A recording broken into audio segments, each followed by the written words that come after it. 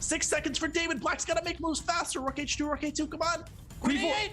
Oh, Queen A8 wins the rook. Queen A8 oh was my winning gosh. the rook. Black is really slow. So is David. Oh, I think David's going to flag him. He's giving the right checks. Oh, Rook E2. Rook E2. He missed it. Oh, take the queen. Oh, he took it. Oh my goodness. Knight back to F1. Amazing. Oh my god, you have to. Oh, stalemate. He should have made a bishop. He could have flagged him with a bishop. Oh my gosh. Does David Anton? Oh, David Anton is slightly worse timings. Fedoseev still qualified. Wait, no. He didn't. No, he didn't. And David Anton qualifies. The stalemate gets him through. This is unreal. Oh my gosh. He surpasses Fedoseev. Poor Vladimir. Robert, Yes, Anna? you called it! Oh boy. Oh boy. And we have a very quick draw because what Hikaru is saying is you can have the white pieces, Fabiano, but in 3-minute plus 2-second increment, I am king. If DC3, there might even be rook takes e6. Rook takes d6! Oh my gosh, and bishop e5. Six. And Fabiano's He's thinking, which means that calculating it. he knows it's there. He Yes. knows it's there. And he finds it, and he plays it. Wow. Oh my gosh, Checkmate afterwards. it's over. What a game. He takes on b7 first to cut the king. The black king has nowhere to go. Rook d1 is the winning threat as well as the hanging rook. Plus queen c7. There's just way too much going on. I didn't even think about queen c7. Queen c7 is mate. It's mate in 1. Oh my gosh. He has to see mate in 1, right? That's game. Game over. Oh my gosh, that is checkmate. That is Fabiano Caruana saying, you sure you want to play me in blitz? I can handle myself.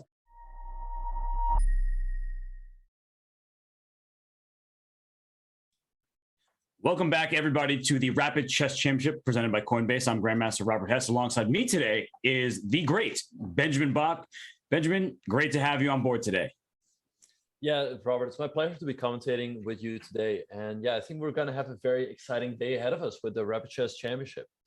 Oh, it's always a fun time here at the Rapid Chess Championship because the format allows us to see players duking it out for the lion's share of Grand Prix points. It's a long season. There are 26 weeks of action, and only the top 13 scores count. So players can have an off day and still make their way through to the final several months from now. Indeed, yeah, it's just being about being consistent throughout the season. And Robert, why don't you talk about how many points the players can collect every week? For sure. First place, 10 points. So that's what they're all vying for. And then 7 for second. You can see the rest on your screens, that all the way down to 1 point for 17th through 32nd. So there are a lot of players who are going to they're going to build up those points. They may not make it to the top 8, but they still will have a chance to make it through to the final. Indeed. And only the best players play in the Rapid Chess Championship. We see that all players ranked within the FIDE's top 100 list are invited. The top 10 women and the top 10 juniors. And also chess.com has given out 10 wildcards. So I was given one of those. So just a big thank you from my part to chess.com. And I was as well, but they keep putting me here. So I don't know why they gave me a wild card if I'm going to be commentating all the time, but that's a conversation for another day. The format is a 9-round Swiss here on Saturday. So every single Saturday, with a few exceptions being the candidates and when they're big over the board events, the season will be put on hold for a little bit, but a 9-round Swiss, I said sis, with time which will have 10 minutes and 0 increment. And of course, the top 8 make their way to Sunday's knockout. So, I mean, Benjamin, from what you've seen thus far in the season, I mean, the format, people getting flagged in equal positions or even winning positions. Are you liking what you're seeing? Yeah, no, I think it's great. I mean, I think it's great that we get to see these players fighting it out in rapid chess, so we get to see higher quality chess, but there's still, the flagging part. So that's definitely going to be a lot of fun every week. For sure. And they're playing for quite a lot of prize money because the final that's going to be later in the year will have a ton at stake, but every single week, first place has big prizes, $7,500 all the way down to 5th or 8th, $1,000 for each participant. So it's really nice to see that these, players, these grandmasters are able to make quite a steady payday every single weekend. Yeah, no, for sure. There's something to play for every week. And also at the end of the season, Like you said, there will be the grand finale. So I'm sure that, yeah, we're going to see a lot of exciting games today. But if they do win prize money, what would you recommend doing with those winnings? Nice setup there. Well, this tournament, the Rapid Chess Championship, is brought to us by Coinbase. So if you get that prize money, you can go to Coinbase, earn crypto by learning about crypto with Coinbase Earn, explore DeFi and Web3 with Coinbase Wallet, get exclusive rewards when you spend with Coinbase Card, and much more. So learn more at coinbase.com/chess and get $10 in Bitcoin when you sign up and verify your account. Benjamin and I will be right back for the start of the Rapid Chess Championship presented by Coinbase. We'll return in a few.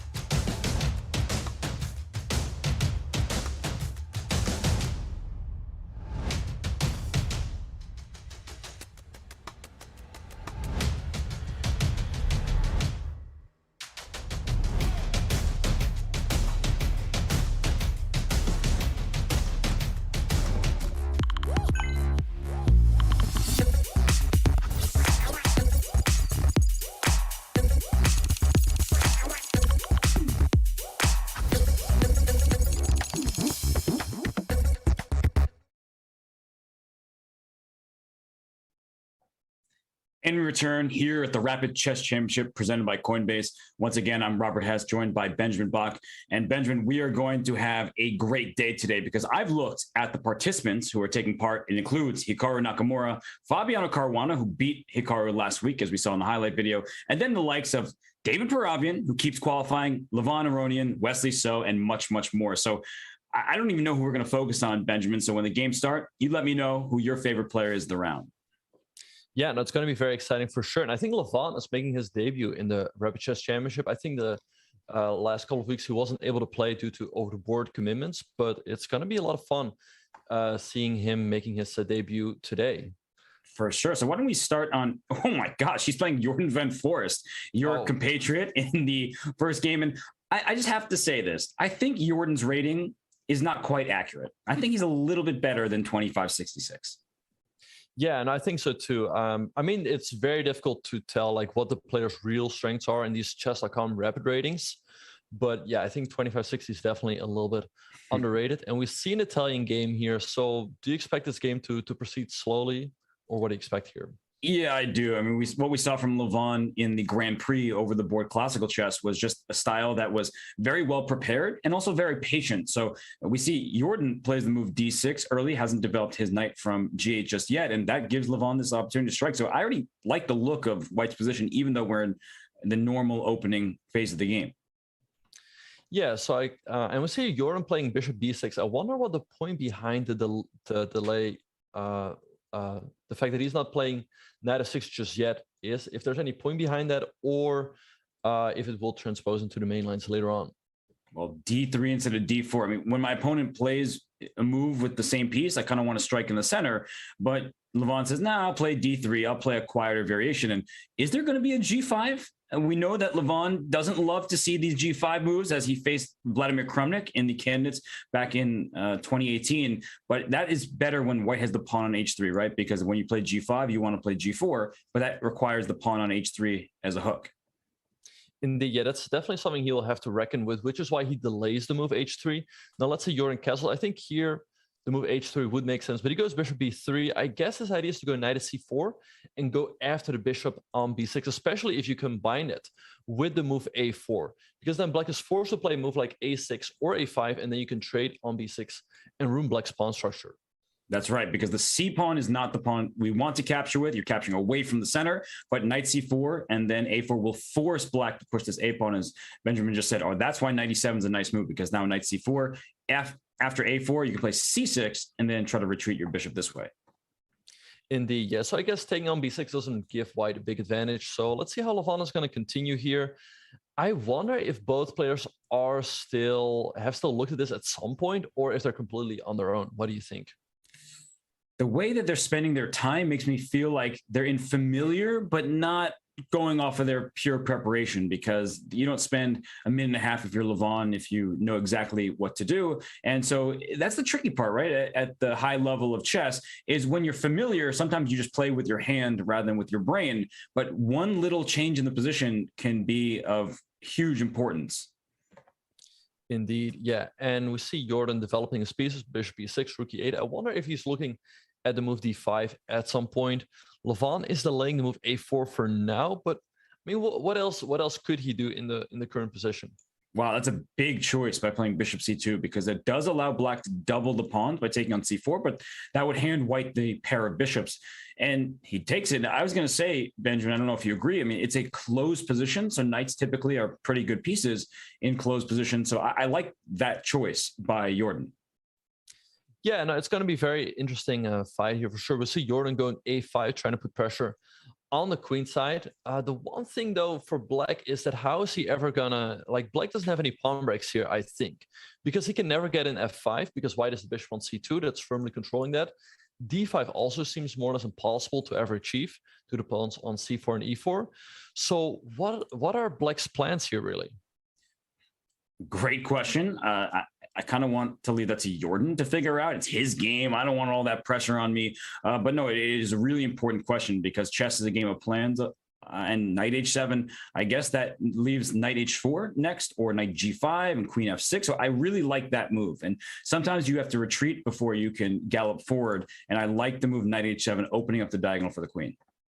Yeah, Knight H7 looks like a very nice move. I wonder what Levon is going to do here. Maybe just something slow like G3, King G2, you know, slowly but surely. He goes Rook A2. What do you make of that move? The same confusion and the same exact reaction you just had, because why is the rook on A2? It's clear that at some point he feels the need to protect the pawn on F2. And now after Knight H4, yes, White can trade and then move this bishop out of the way, and the rook protects F2. So maybe this was a really clever decision, even though it seemed very strange at first. Yeah, it looks a bit clumsy, but I guess the rook always defends the pawn on F2. Knight H4, I like that move by Jordan. Maybe now at G3, once again, taking a bit more control over the squares around the king. He goes Bishop B3, so like I said, he's defending the pawn on F2 laterally. And now the big question will be, how will Jordan proceed? I mean, a move like Queen F6 makes sense. Can you play A4, Benjamin? I'm wondering, because the move A4, just to show, if you take with the bishop, after knight takes F3, you have to take with the G pawn, because the queen has to protect the bishop. Right, so I guess white would be forced to go bishop c2. The drawback of the move a4 is that the pawn on a4 will be permanently weak. So black would need some sort of direct justification for it. And I was thinking queen f6 because teaming up on the f2 pawn with the queen and bishop looked like the right way to go. And that means you can't take on h4. And if you can't take on h4, black would take on f3 and hurt those pawns. Yeah, no, for sure. But Jordan, he did take on... Wait, has he moved yet? He took on b4. Yeah. Right? So Levon recaptured and... Oh, sorry, yeah. And now he creates this anchor square for his bishop on d4, but Levon strikes with c5, opening up the bishop to the pawn on f7. And we see Jordan defending with rook to f8. I would think that Levon should be a bit better here. He has the two bishops. Black has the bishop on d4, but that's really sort of the only thing right now he's got going for him. Yeah, no, once the position opens up, the bishops thrive, and the bishop on b3 in particular is a great piece. So that move c5 just a couple turns ago was really important by Levon, because if he doesn't play c5, maybe black will play c5 and your bishop on b3 won't be a very good piece. So nice find by Levon here, and I think we're in agreement that white is just better. I would not take this knight on g5. I don't want opposite colored bishops. Queen g4 is a nice choice. Now you're threatened to win a pawn. h4 at any moment. You can do a rook lift, right? Rook d3, pawn h4, rook f3. Benjamin, it seems like white is just clearly better. Indeed, yeah. And we see Levon here in his own home, being very, very focused. He's looking at the screen. I like the move that you suggested, rook to d3. Once again, the rook on a2 is defending the pawn on f2. And then I like the idea with h4, kicking the knight, and then rook f3, putting a lot of pressure on the queen. If the queen were to move, then bishop takes h6 comes into the position. And yeah, he has played rook d3. I think this is a great game by Levon. The only thing, though, is that he's down a minute on the clock, which could play a role later on. That's true, because we've seen Levon, he can play bullet chess. He's done in the Speed Chess Championship, in Bullet Chess Championships past, but you don't want to be playing bullet when your opponent's playing blitz. Not fun. So he does bring his rook over into the attack. Indeed. And what's also important to point out is that in the Speed Chess Championship, the players always have a 1 second increment. And here in the Rapid Chess Championship, there is no increment. So if you get down to a couple seconds, your opponent is just going to flag you. That's right. And Levon, he knows that well, so he will continue to speed up here. And his position is so good that I don't think he's truly concerned with the clock, because if we're being honest, most of the chess that we play, ourselves included, is blitz chess. So having 5 minutes plus on the clock, it's already a luxury. Indeed, yeah. Yeah, he still has 6 minutes on the clock. That's still quite a lot of time. And yeah, right now, I guess Jordan goes rook d6 to try to defend the pawn on h6 potentially, and maybe bring in the other rook to d8. I wonder how Levon should continue here. A move like h4 is what he plays. I really like that move. I guess when the knight moves, he could consider rook to f3. Rook f3 looks great here for white, right? Because I guess you have to go queen g6, and then after the trade, which is why Jordan goes knight f4. But this looks very risky. Yeah, I mean, you can just take the knight and go up a pawn here. And there was a very instructive moment that just happened. And it's so second nature sometimes that in this position, bishop takes g5 would have won a pawn. And that would have been good for white to be up a pawn. But the way that Levon plays is just stronger. He doesn't want the extra pawn because his position is overwhelming. As Benjamin's been pointing out, the h6 pawn needed a defender, so the queen couldn't drop back on the diagonal. And if you play queen g6 after the trade, you're walking into a pin, and that's not going to be good for black. So it's a knight f4. And now Levon can win a pawn in more favorable terms because he can keep the queens on the board, maintain the initiative, and black will have compensation thanks to the bishop on d4. But something tells me that with the bishop on b3 so strong, Benjamin, that, I mean, this is a big, big problem for black. Yeah, I really like how Levon is playing this game so far. He has a lot of pressure on the pawn on f7. Maybe move like rook to d2 now, hitting the bishop on d4. And once again, black has a lot of points in the position that he has to worry about. Also g3 is a nice move. The king can always step to g2. The pawn on h4 is now protected. And I think, yeah, sooner or later, things are going to crumble in the black position. Yeah, it's a preemptive move, saving the king, because if you didn't play g3, then bishop e5, your king doesn't have luft, and that could be a problem with back rank checkmate. So g3 just protects h4, so the queen can also move away. Yeah, I really think that Levon is so far playing a more or less perfect game, but winning a position like this, we've all had advantages, but he's only up one pawn, and we see the presence of opposite colored bishops. So if the queens come off the board, now we're thinking, wait, black's position isn't so bad anymore. So How is Levon going to power through here? He has a great looking position, but how do we make it more than just the pawn and good pieces? How do we actually crash through? Yeah, that's a very good question. Maybe what he could try to do in the distant future is try to go, let's say, b5, a4, a5, a6, create a passer on that side of the board, because that will deflect the black pieces away from the defense on the king side, and then he could suddenly crash through on that side of the board. So I think that could be a very nice plan for him. And we see that Levon has caught up on the clock. He's up now by a couple seconds. And we see Jordan going rook to f6 to try to relieve the pressure on the f file. But it gives away the d file. You were calling for rook d2 before. It's even stronger now with rook d7 about to land on the board. So rook takes f3, queen takes f3. Now you've lost your control of the f7 square, and white can continue mounting the pressure. I really like what you were saying. I think it's very important that white has outside pass pawn possibilities on the queen side, because that could come in handy, and white could throw an h5 later just to further clamp on black's position. I just don't see too many moves for black. I mean, now we're running out of time, and it's kind of crazy how quickly that happens in chess, right? I was just asking you, white's position looks good, but how are we going to break through? And then this rook f6, rook d2, and now it's like, oh, here comes a rook to the d7 square. Yeah, and that's honestly like what I like about rapid chess, because we still, we see a lot of excitement, but we still see a lot of instructive chess. We see rook d8 by Jordan. I guess that still holds everything together, although it feels like there might be something here. We see Levon trading on f6. I guess you have to take with the bishop or the queen, and you.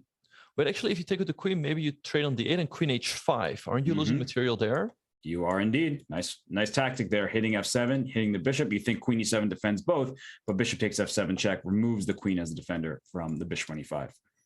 Indeed. And now we see both players on the cam. We see Levon's side profile and we see Jordan's forehead.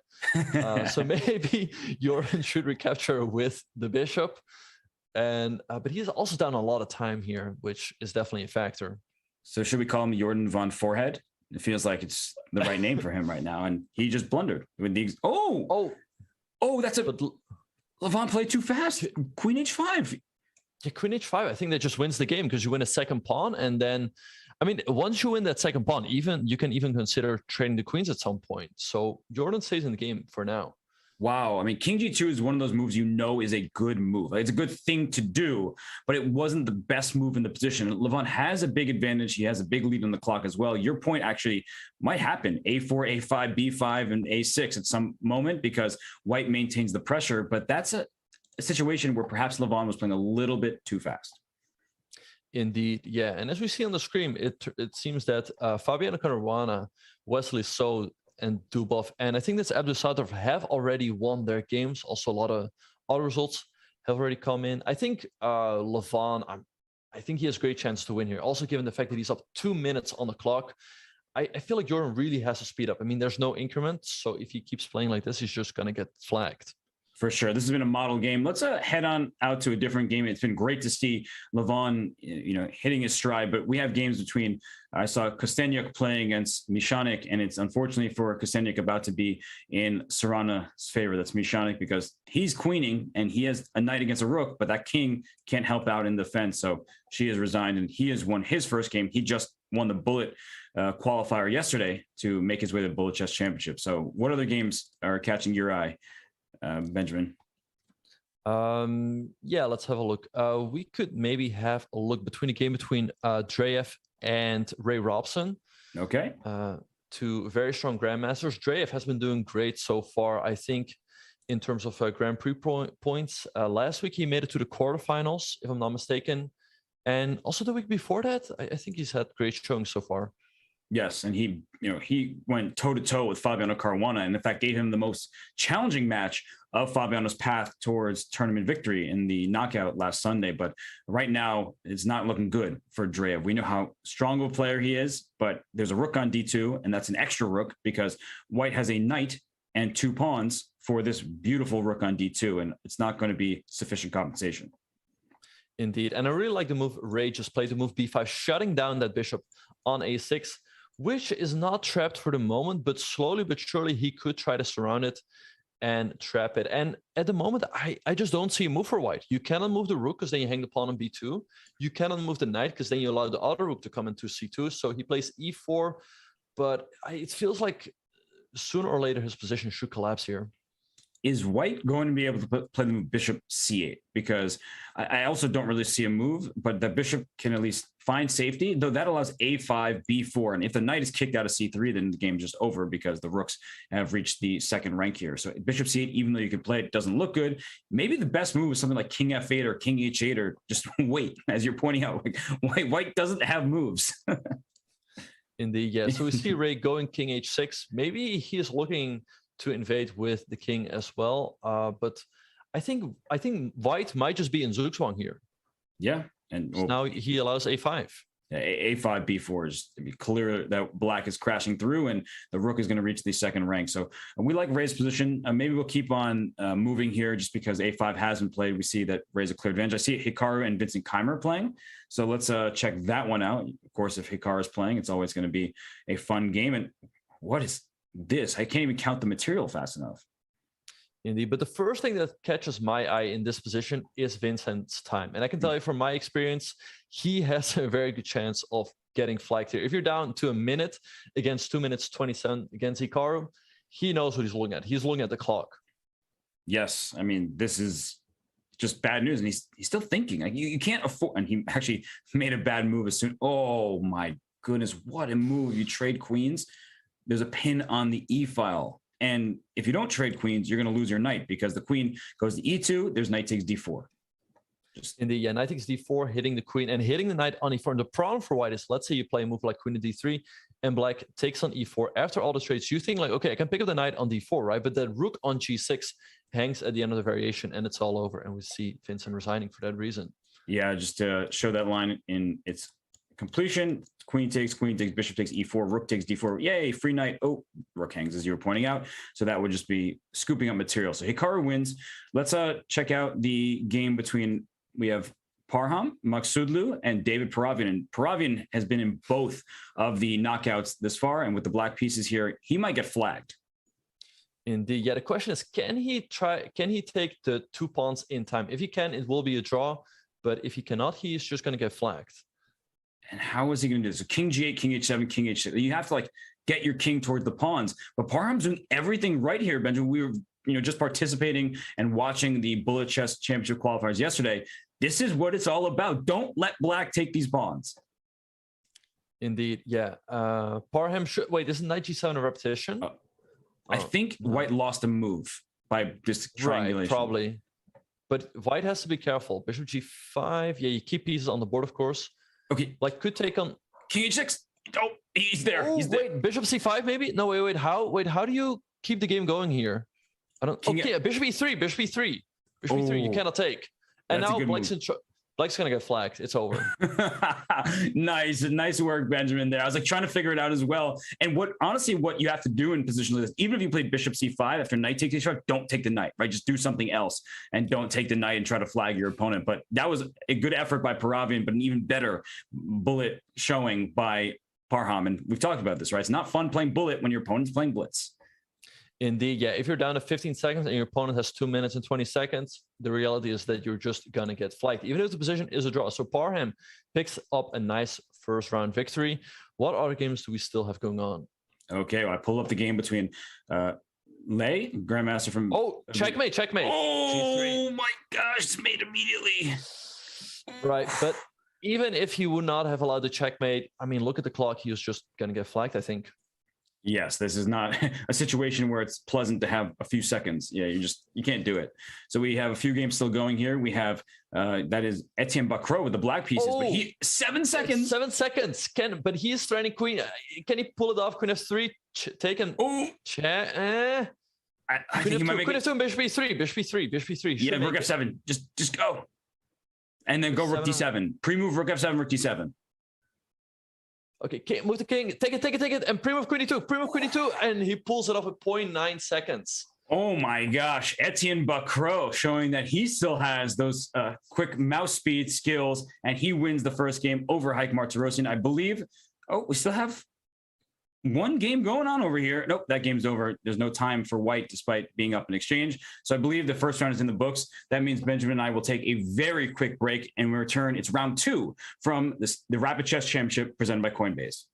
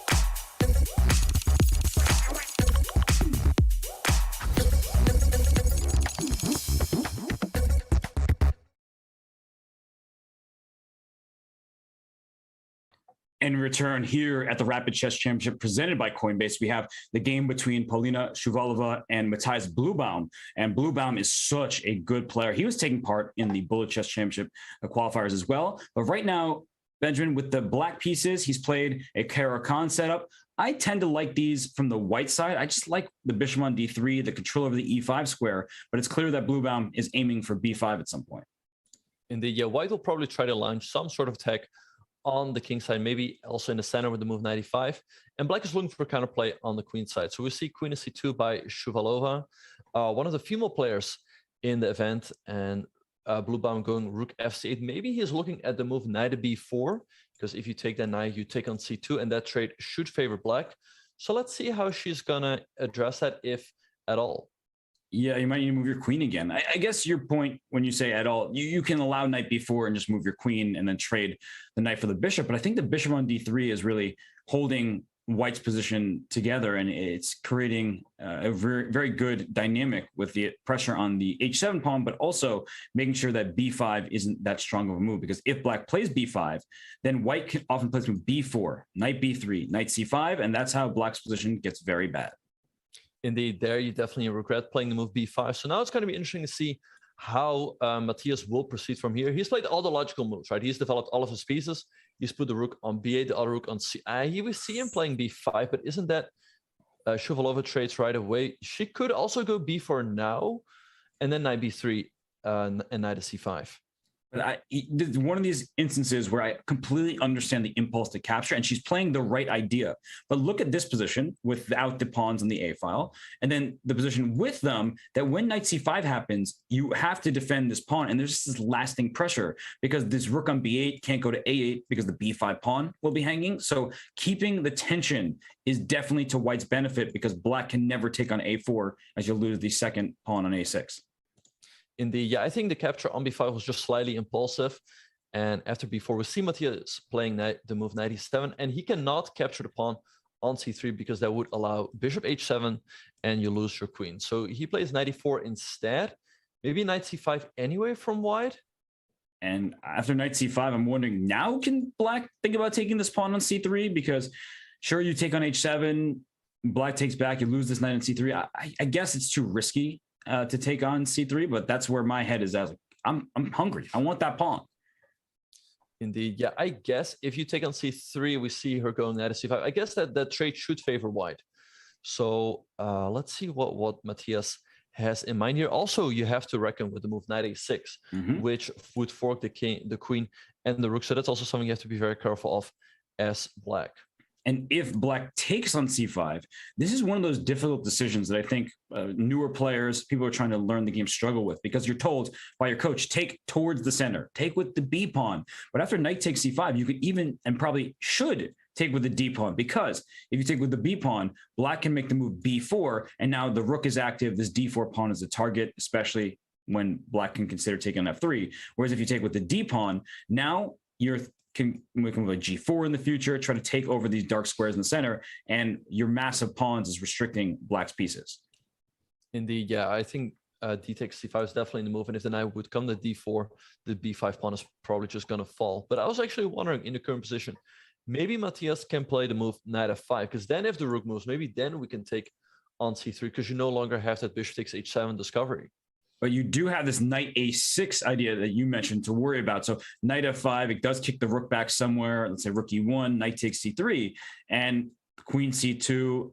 I guess actually if I go queen c2, I can't go knight a6 because I've walked in. Oh, maybe I can, right? Like, yeah, this is also hanging. Oh, it's a mess.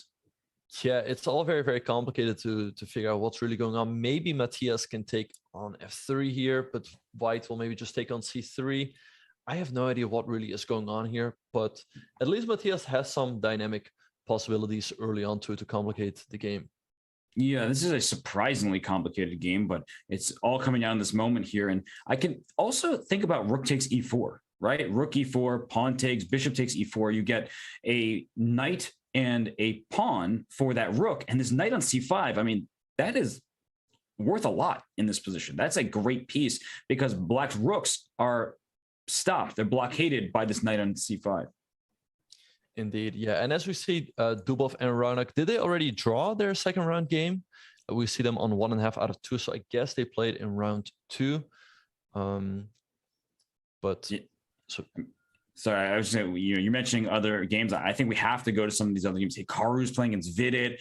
Hans Niemann is playing Levon Aronian. So we will keep an eye on this game. But for now, we'll head on over to the game between Hikaru and Vidit. And this looks like a typical Hikaru game where both bishops at some point have been fianchettoed. And it says, according to the evaluation bar here, that Black is doing very decently. But these are in Hikaru's wheelhouse. He knows how to play these, and that's why he's up 2 minutes on the clock. indeed, yeah, as you were saying, like this is a typical Hikaru game, but especially given the time situation. He's up 2 minutes on the clock. The time situation is not critical just yet. In Black still has 5.5 minutes on the clock, which is quite a lot of time. I doubt that Hikaru will go for the repetition here, but how else is he then going to protect the pawn on d3? Yeah. I guess I'm wondering, is the pawn actually hanging? Because if you take the pawn, then this knight can move from d2 and your queen is hit on d3, but that could be too much material. Like let's say you play them with king g1, queen takes d3, knight c4, something like this. I'm wondering about this trade, and okay, the evaluation bar just tells us it's good for white, but something like this in rapid chess isn't very clear, though the a5 pawn, that's the problem in this position. If that pawn were on b6, I think there's very good compensation for Black, but now that the pawn's just lost immediately, that's not good news. Indeed, yeah. So Hikaru is thinking here how he should defend the pawn, or if he should defend it at all. But I kind of like Vidit's position. I mean, the bishop on h7 is always putting pressure on that pawn chain, on the pawn on e4, and the pawn on d3 potentially. And also the pawn on b3 is always weak, and the pawn on a5 is still very difficult to get to. Why you would have to move the knight to a awkward square, honestly. So I think Vidit's position is good out of the opening. Yeah, I'm with you. Totally. It's looking like a nice position for him. His pieces are all well placed. They're protecting one another. If e takes d5, just don't make this mistake and auto recapture with your pawn because your bishop is loose on the e7 square. So after e takes d5, knight takes d5, then that bishop that you're talking about, Benjamin, it becomes a monster and it puts pressure on d3. The rook is open. The queen is here. So I think that Hikaru, maybe he'd be advised to play bishop f1, but what about Vidit? Maybe he'll say no to the draw. Right, yeah. Or maybe after bishop f1, queen e8, Hikaru will find another way to play on. But he's catching up on the clock here with Vidit. That's definitely a good sign for Vidit here. So yeah, let's see what's going to happen here. We also have the game between Hans and Levon Aronian. Let's have a look at that one. This one is looking great for Levon. He has the 2 bishops, and his kingside majority is really much more mobile than White's queenside majority. And that decision that he just made to take on c6, he spent a bit of time, did Levon Aronian, because he wasn't certain, do I take with the rook and keep a better looking pawn structure, or do I take with the pawn? And I guess he figured that taking with the rook, there could be knight d4 with a fork of the rook and bishop and starting to trade pieces. That could make White's life easier. The bishop pair is strong. So that's why he took with the pawn. And after knight d4, he puts his bishop on d5. So I think this is just great technique so far by Levon, but you know, this extra pawn now on the king side, it's not that easy to get it going forward. Indeed, yeah, it's difficult to push the pawn forward. He goes a5, completely blockading White's majority on the queen side. However, the pawn on a5 can be weak, because if you play a move like rook e8, which is kind of what you want to do, maybe White has to move bishop c7. And how are you going to, and we see actually Hans playing g3. I like what Hans is doing here. He's solidifying the king side. Black is definitely better here, but how are you going to make progress? I'm looking for your bishop c7 move now, because the a5 pawn can't really be defended. So there could be an opportunity for Black to start going after the g3 pawn. So I guess that is what is making White's life difficult, because if you go take this pawn, then bishop d6, for example, will hit the g3 pawn. So you can't commit yourself and be tunneled on the pawn on a5. Right, and we see Hans going king to d3, bring the king closer to the king side and the center. So there's always this trade on d4 that Levon has in his pocket, but the question is it really going to be in his favor? And he goes for it. I think it's a good decision. Don't play rook e2, bishop c4 check. Right, bishop. Yeah, you'll lose the game on the spot. And now I think Levon's looking at rook a1, and how are you going to defend the pawn on a4? You know, it's funny. We're talking about Black's a pawn, and it's White's a pawn that's getting in trouble here. Yeah, indeed. He could I guess after rook a1, there's still b3, but it all feels very fragile. Like if you go rook c1 check, there's still rook c2. So white is barely hanging on here, but it feels like there should be something for black here.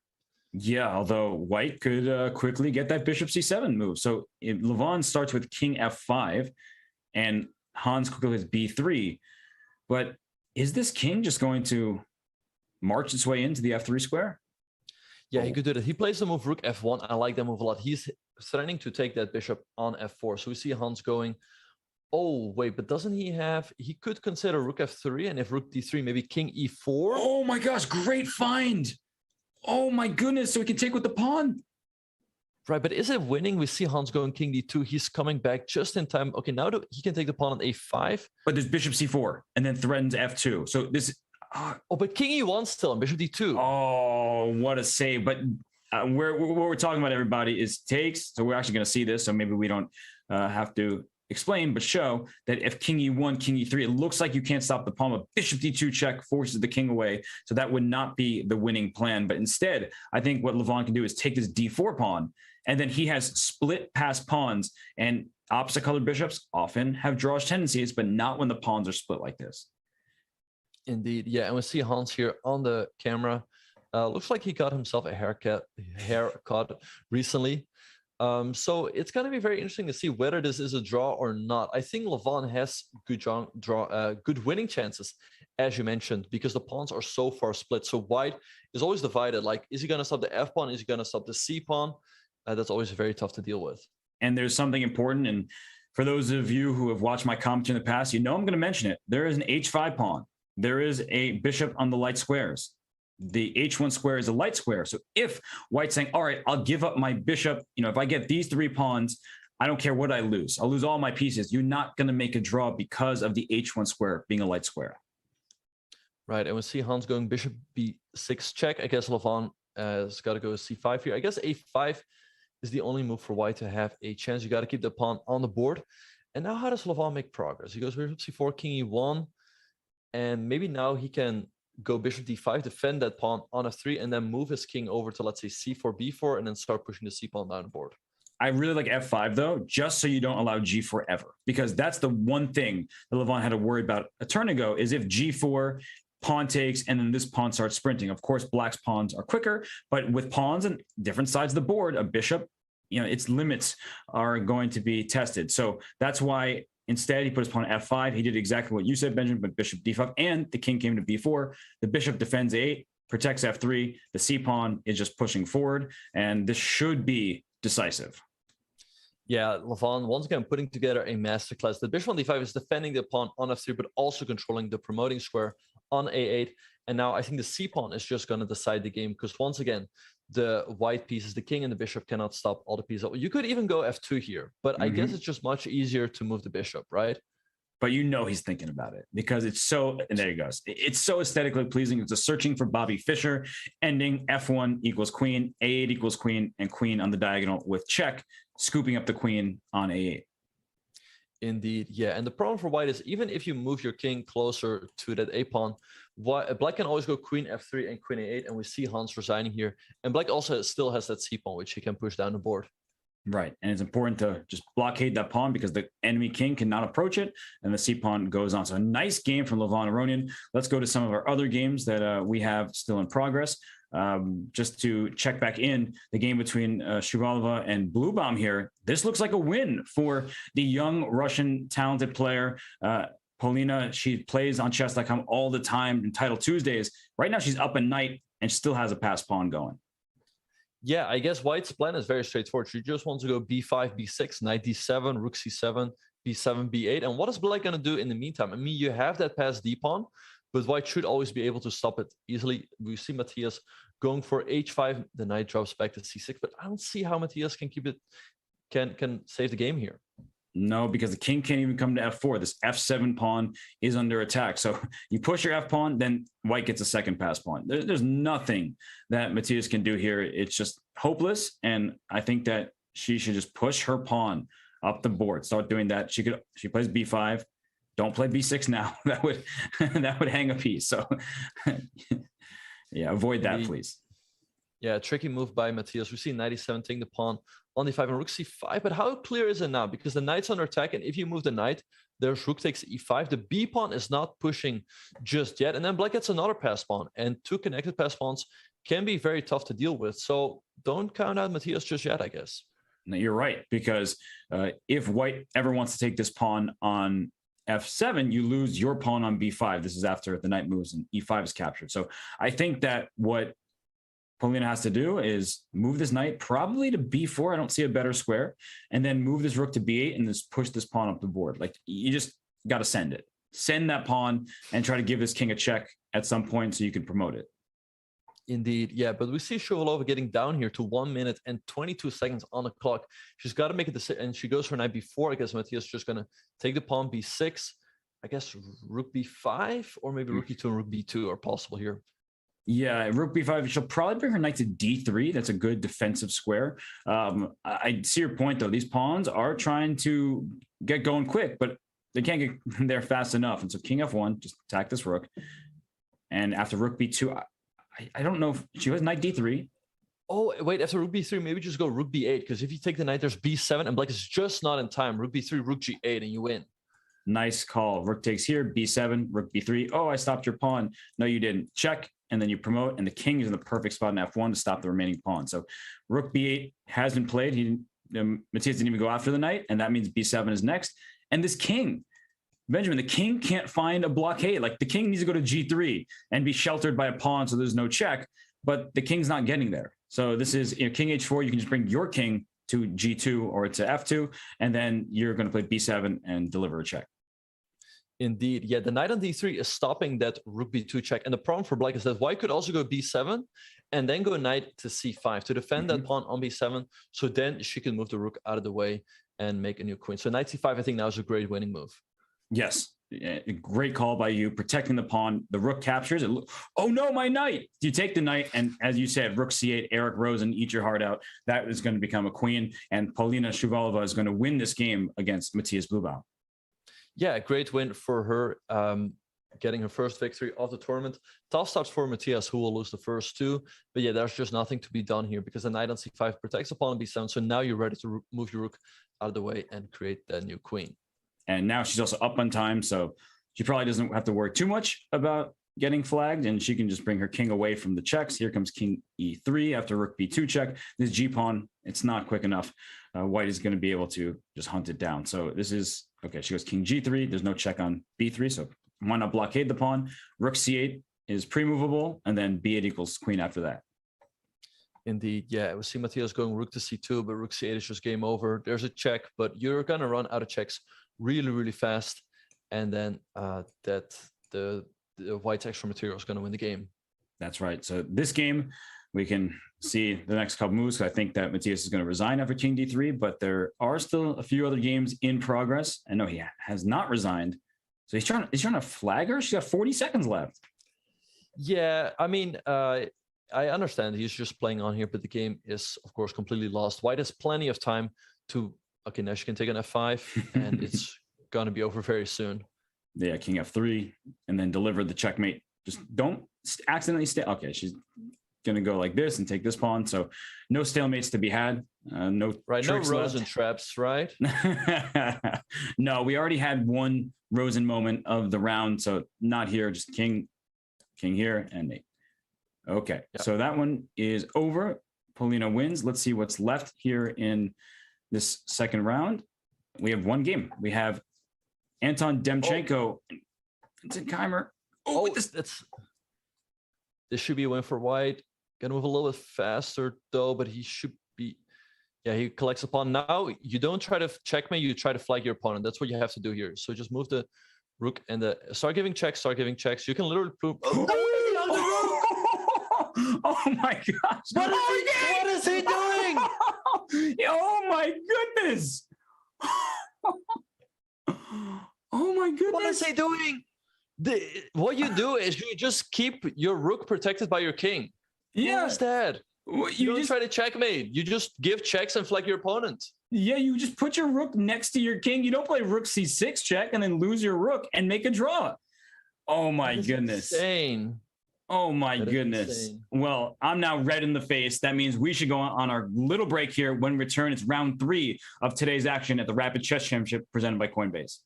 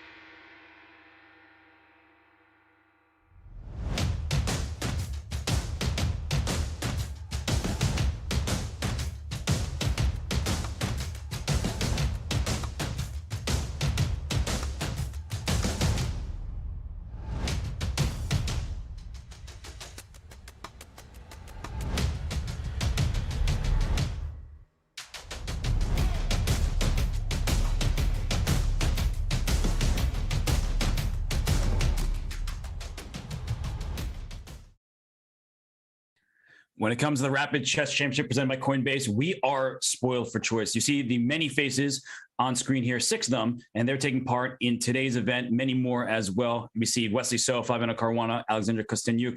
We have Grigorio Parin, Levon Aronian, and Jordan von Forrest. So I'm Robert Hess. I have Benjamin Bach here with me. We have the game between Fabiano Caruana and who is Infernal XM? It's one of the many very strong grandmasters, and off the top of my head, I can't tell you. It's Pavel Pankratov, if I'm not mistaken. That's I think right. He's rated like 2650, very strong grandmaster, which we don't necessarily see competing a lot. But here in the Rapid Chess Championship, every player in the top 100 gets a chance to compete. So it's great to see him play here against Fabiano Caruana. And we see a Scotch Gambit here. So what do you make of that opening choice? Well, typically I cut the board in half and I see that white has an extra pawn on the E file. Black has an extra pawn on the queen side. So the E, the H, good for white. A and D, supposedly good for black, but double pawns. However, these are pawns that can, in fact, move. And when you play the move bishop E3, you are welcoming the move C5 and then D4. But Benjamin, this knight on E4, it can be a little bit awkwardly placed if you start doing things like that, because your knight is running out of escape squares. You just took your knight's access to C5 away. The knight can go to G5, but that often is met with a pawn push. So F3 is what I see going to happen in the near future.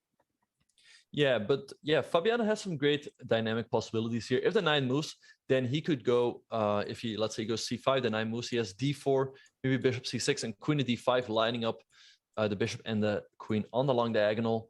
And I guess the knight will always be fine, because if white goes F3, we go knight to G5, and if white goes F4, then the knight can come back to E4, and it cannot be challenged by a white pawn anymore. So I like Fabiano's position here out of the opening. Well, he decides, instead of pushing the pawns, that he's like, there's some strategic risks involved in that decision. I'm going to allow my knight to come to C5. And, well, knight D2 was played. The engine did not like that move. I can't see how it's this bad for white, but I guess that means a move like knight A4 just being a nuisance on the queen side, because if you push B3, then black's bishops are about to have a field day. And he does, in fact, play knight A4 because B3, knight C3, in comes C5, in comes D4, and that knight is very happily situated on the C3 square. Yeah, so defending the pawn on B2 here actually looks more difficult than it seems here for white. I mean, a move like queen C2, queen C1 also seems quite awkward. And I guess that also gives black the time to go C5 and D4 and create a lot of space in the center. So I think Fabiano can be very happy here about the outcome of the opening. So yeah, what has gone wrong here for Pankratov with the white pieces? It's weird, right? It doesn't seem like he did anything wrong. He played normal moves, but just a few turns ago, we were in the normal opening stage of the game, and maybe he had to start with a move like F3 rather than bishop E3, because bishop E3 gives C5 and D4 with tempo. F3 forces the knight back, say, to C5, and then you don't have to worry about knight A4, at least not for the time being. And white often plays in this manner anyway, because as we keep talking about, you cut the board in half. You want to play on the side of the board where you have the extra pawn, and that's maybe F5 and F6 being punched through. Right, and I guess this is the tricky thing about rapid chess, where like bishop e7 might have been a slight sideline from Fabiano, and Pankratov only had a couple of minutes to figure out like, what am I going to do here? So it's not surprising that we see players, some of them making mistakes early on in the opening. That's right, and mistakes early on can have you in a problematic situation for the rest of the game. And right now, well, black has the bishop pair. Black can push this pawn d4 at some point. f6 is a common move. I know you're never supposed to play it, but here f6 opens up your pieces, your rook on f8, but also your bishop on a new diagonal, possibly. So yeah, I would in fact play the move f6 next for Fabiano, unless, of course, there's a move made that gives him a better choice. Yeah, f6 here looks great for black because you target the pawn on e5, and if white trades, you recapture the bishop. That bishop then becomes very active. It's actually the other Benjamin who is very critical of the move f6, but well, you know, one Benjamin says it, we blame them all. So you are on the hook for that. And d4 played. Oh my gosh, bishop takes c2. Is it going to happen next? Because d3 is a baby fork. That is a nasty tactic. Yeah, bishop takes c2. I think that just practically wins the game. Black wins a pawn there. He gets a huge passed pawn on a d-file, and with the two bishops, black might already be technically winning. And Fabiano, he's sitting here, he's thinking, trying to figure it out, but d3 is not a bad looking move either, because after d3, you're hoping, and he plays bishop g5 because he's Fabiano Caruana. He's like, I'm just going to put all my pieces on great squares, pin you everywhere, attack you from all angles. I mean, this is just such a nice looking position for black, but bishop takes c2, that was a clear tactic. Yeah, I wonder if he did not see it, or if he thought bishop g5 was even better. Because look at the white position. What is white going to do here? I mean, you cannot move the knight, because then you hang your rook on c1. If you move the rook out of the way, then you hang your pawn on c2. He goes queen d1, but he's still completely tied up. If black goes something like rook e8, hitting the pawn on e5, you can go rook e1. But let's say we go queen d5, right? Like, how do you actually defend the pawn? Because if you ever move your bishop to g3, then in comes the black bishop to e3, for example, and there's going to be a rook lift. I mean, this just looks so pleasant. Honestly, one idea I'm having is a5, because I would love to open up the queen side, but a5 also allows this rook to go to a6 and then over to the king side. Yeah, no, that's a great idea for sure. Fabiano holds all the trumps here. So I think it's going to be very, very instructive to see how he will try to convert this one. For sure. And Pankratov plays g4. That's one of these moves you make where you're like, my position is terrible, so I desperately need to do something. And you see the evaluation bar tank. I don't think that Pankratov actually thought this was a good move. It's like, I have a bad position no matter what. Let me try something that at least seems confusing. Right. And Fabiano's really spoiled for choice here. He could go bishop g6, keep that pressure on the c2 pawn. That looks great, but what else? And that's what he's going for. What would also be great is maybe go bishop d7, bishop c6, and put pressure on the pawn on f3. But I like how he's playing this one. Bishop e3 check comes in, king to g2. And now maybe he could try targeting the white king with moves like h5, which is what he just did. And that white king is also now going to feel the heat. Yeah, and h4 already threatens to win a pawn because it distracts the bishop away. So h3 is multi-purpose. It defends g4, but also gives the bishop a square to keep e5 in its sight. So what I would do for Fabiano is play a move like f6 or f5. Maybe f5 is better, but f6 or f5, I want to open up this board because this king is not happy to be sitting on g2. So who cares about this c7 pawn? You could take my queenside pawns. I'm going to go checkmate your king. Indeed. Yeah, I think that king is just going to be long-term weak. Like, there's just no way you can ever fix the safety of the white king. So I really like the move f5 that you just suggest, because if the light squares ever open up, then with the light squared bishop that black has, white is going to face a lot of difficulties. That's right. So, and you can't move this knight. The rook is hanging behind it. If the rook moves, you're just spending time not heading towards your king, but just kind of dealing with the initial threats. Queen d5, it's a great move, of course, one that we were talking about earlier. And at some point, black could even consider d3. I mean, rook a1, right? Like, that's a move you have to play, not one you feel happy about playing. Indeed, yeah, but I think it is a good move. Yes. White wants to go knight to c4 and get rid of that bishop on e3, and at least then white gets a little bit more room to breathe. So this one is not over just yet. Also, Fabiano is down almost a minute on the clock, so we see him going h4. Do you think white should take, or just, oh, he takes a pawn right away? Wow. And yeah, I don't know. Fabiano's position is still very good, but I feel like white is hanging on here for now. It's true. And opposite color bishops don't just mean that the position is equal, because in attacking positions, this bishop on g6 is unopposed. And you may think, attack, what's that bishop? It's not attacking the king. It's attacking this pawn on c2, which is a very important pawn. And, you know, if you just look at this position here, this rook can come to c3. This second rook can come to e8. d3 can be punched through at any moment. This f3 pawn is loose. There could be a bishop e4 sacrifice. It's just bad news for the white king. And so bishop g3 was Pankratev's choice. Rook e8. Honestly, Benjamin, if I had this position, I just wouldn't know what to do as white. And I mean, he made the move king h2. Is he trying to play f4? I don't even think that helps. But it's hard to even suggest a plan for white.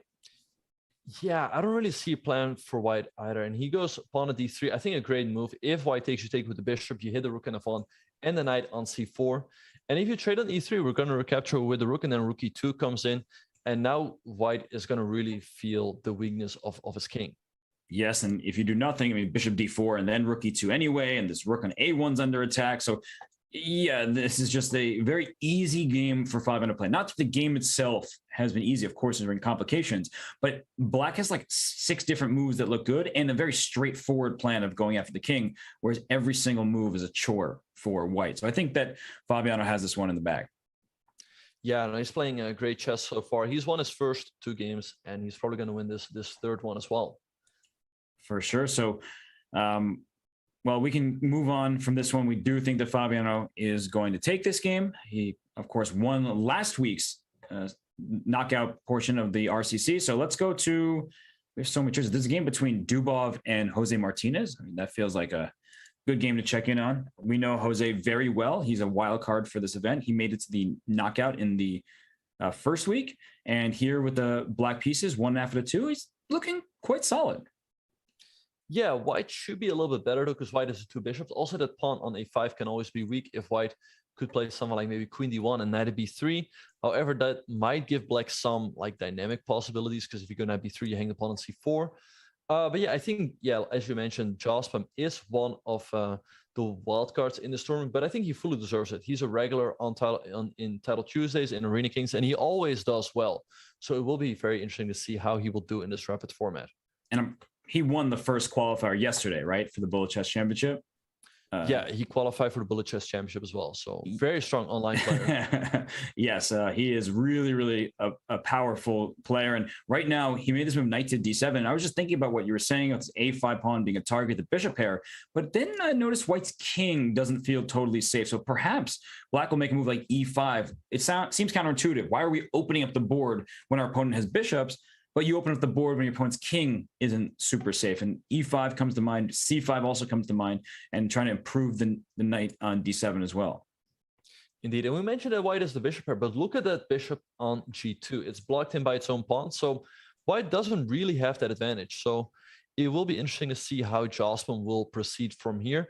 Right now, he's down a little bit of time, but I know that Jospam can be very, very fast. I don't know how Dubov's mouse skills are, but if this comes down to a time scramble, you don't want to play against Jospam.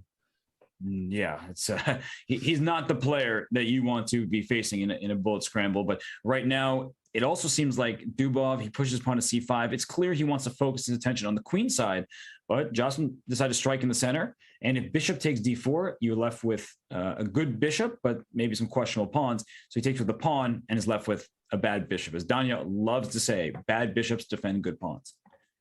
Indeed, yeah. And that bishop on c3 is also still taking the pawn on a5. So we see Jospam dropping the queen back to d8. Maybe he wants to go queen c7. Keep an eye on that pawn on g3 and also defend that pawn on a5. This game, I guess white should be a bit better. Maybe like h4, bishop h3 now. But it's going to be all to play for. And Jospam, he's very tricky in these positions. Like he sits on the position, and then when it comes to the final couple seconds, he suddenly pulls out some tricks. Dubov plays g4. He's not sitting around. He's not waiting to see what Jospam had in store for him. And one really annoying thing for Dubov is that this bishop covers the b1 square, because one of the strategies to win a game like this is to start trading some rooks and then infiltrate on the queen side. But you can't do that because that bishop on g6 is very strong. And rook a3 played, all right, maybe rook or knight to b3, but a5 is extra defended. And I'm already looking out for this knight e6, maybe knight g5, take on g4. Benjamin, it does seem like white's king is about to be in some pretty serious heat. Yeah, no, I like the maneuver that Jospam just did. He maneuvered his knight to e6. The f4 square is always going to be very weak. So yeah, I don't like this move g4 that Dubov just played. And yeah, like how is white going to improve the position? Like black firmly controls the b file. It's very difficult for white to ever contest that. But Dubov is up on time, though. He has 3 minutes and 20 seconds. Jostrom 2 minutes and 40 seconds. So Jostrom has to try to speed up at some point. Yes, and this configuration of pawns on the king side is keeping black's pieces at bay for now. I'm still struggling to see a plan for white, and well, rook b7 indicates perhaps rook b8. But then where's the rooks going? You can't go to b4. You couldn't go to b3. Now you can because the trade, and you couldn't go to b2 or b1. So even if you double the rooks, I didn't see a point of entrance. But now I think that with Dubov playing rook to b3, it's just clear he wants to continue to play on the queen side. Yeah, and I think so too. We see Jostrom going queen to c8. So if Dubov takes, he takes with the queen and still keeps control over the b file. Yeah, so the position, I guess, is balanced. But once again, the one thing that worries me a little bit is Jostrom's time. He's down to 2 minutes. He's almost down a minute on the clock here. Yeah, that's not good against Dubov, who's such a great player, and particularly in tactical positions, you always have to be on the lookout.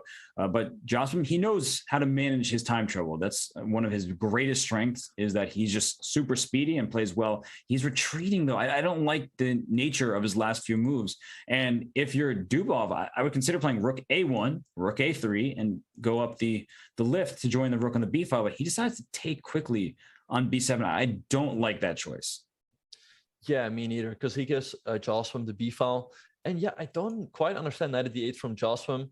The knight on e6 looked great, so I'll just put it back there because it's always hitting that pawn on d4. And maybe now the plan you mentioned, rook a3 to b3, and that's what's on the board. This is not looking super fun for black right now. The clock, the position is really going in white's favor. So what can black... Oh my gosh, that came out of queen nowhere. d4 if you take. I did not see that one coming. Wow, this is Jostrom at his finest. He is such good tactical vision. And 3 white pieces are under attack after the move queen b4 if white takes that knight. And if you don't take the knight, you just lost your very important central pawn. Right, so I was wondering if white takes on d4, which is what he does. Maybe he wants to take on f6. How does that proceed? All right, but if you take on f6, I'll take on a3 and then a4. bishop d4. Oh, then you take on a4 and the a pawn. But queen e5 f6. You still hold the position, right? Mm-hmm. So queen takes a3, and now the bishop has to retreat. You can take on. But now he takes on a4, and he has 3 pawns for the 2 pieces against the rook. So this should be good for Jostrom. But the clock, you keep pointing it out, and you should, because f5 is about to happen. This king on g8 is looking a little iffy over here. If you can line up the queen on the g7 pawn, but for now, the queen is tethered to the bishop's defense. Indeed, yeah. So we see Dubov going f5. Maybe queen to d1 hitting the pawn on g4 makes sense. But once again, Jostrom's I know he's got the speed, but he has to speed up really fast here because the position is also becoming tricky. Let's see how Dubov will try to complicate here. I'm looking at, well, not g5 right now because you hang the f5 pawn because the queen needs to defend the bishop, but I'm looking at ideas of g5. So maybe knight takes, pawn takes e4, g5, maybe f6, maybe g6. This king is really in some danger. Indeed, yeah. We see Dubov going queen e3. Probably is looking at stuff like queen to g5. Maybe not just yet, or bishop takes g7. So the position is still very, very tricky. I wonder if black can just push or if that's going to backfire. Oh, and he goes for it. He's trying, and I mean, bishop takes g7, you have to calculate, but I guess Jostrom's doesn't work. f6 played, and somehow that's not a good move, though it looks really good, especially in a time scramble. What? Bishop g6 by Jostrom. You could take the pawn on g7, but then queen h6 is not a possibility just yet because you hang the bishop with check. So maybe, I guess the problem for, give c5, right? So if you take, there's queen takes g4. Ooh. This one is really heating up. Jostrom with 45 seconds, Dubov 1 minute and 15. G2, I guess, right? Yeah, I mean, bishop g2. There's still that move, queen h6, that you always have to reckon with. Yeah, so I'm looking at bishop e4. Oh, okay, he goes a3. You can even take that, maybe? Right, yeah, what happens if you just take the pawn and Dubov takes it? You can't take this. You cannot take... He might think he's rook a3 because queen d4 picks up the knight, but there's queen f8 check at the end. So... He plays d4, but queen h6 now. Wait, queen h6, I guess you have to go bishop h7. That's the only move. You cannot defend with the queen because then you hang the rook in the end. Oh, wow. I honestly didn't even see the rook was hanging, but queen h5 would be a good move if not for the rook hanging. So bishop h7 can't take a rook when the bishop is pinned. Oh my gosh, knight f6 is coming. Oh, I guess you have to go queen takes g7, knight f6, king h8. Maybe you still barely hang on there, but the rook is hanging in a lot of lines. So maybe we just went down in 19 seconds.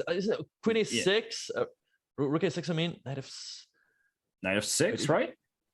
I guess knight f6, yeah. Because if you take the rook, you have bishop e4, and black's still fine, but knight f6, and then white should be winning because I don't see what black has. He doesn't have perpetual, it seems. White should be knight f6 on the board by Dubov. We see trade. Okay, bishop e4. You check on d8, and now queen d4. It's over. Oh, the geometry doesn't work 26 out. 26 seconds. Who's faster here? It should be easy to play for Dubov. Yes, and he doesn't even need to trade queen g2, right? You just trade him, and then you can. But Dubov's kind of moving slowly right now. Yeah, don't sleep on Jossel's speed. He's gonna pre-move everything here. He's gonna pre-move every move now. But can Dubov checkmate him? We see Jossel's speed. It's not over just yet. But you're right. The time's evening up. What you said last time, don't go for checkmate. Don't go for checkmate. Just do quick moves. Oh, but now it's very close. Yeah, king c6. But he's very slow. He's very, very slow. And Jocelyn pre-moving everything. Once again, Dubov is down to 4 seconds. Is he going to make it in time? I don't think so. Now the king walks out. Bishop e5. Bishop e5. Bishop e5. He's got it. Yeah, bishop d4. Bishop d6. He got it. Oh, my goodness. He finally got the right configuration, and with 0.4 seconds remaining, Daniil Dubov, he's able to win that game. Insane. Yeah, no, against Jocelyn you cannot sleep. Like, he keeps pre-moving till the very end, and it got very, very close, but Dubov pulls off that checkmate just in time. Wow. Well, okay, that was the end of only round 3. We're a third of the way through here in the Swiss portion of today's Rapid Chess Championship presented by Coinbase. Do not leave. Do not miss the next round. We will be back in 60 seconds.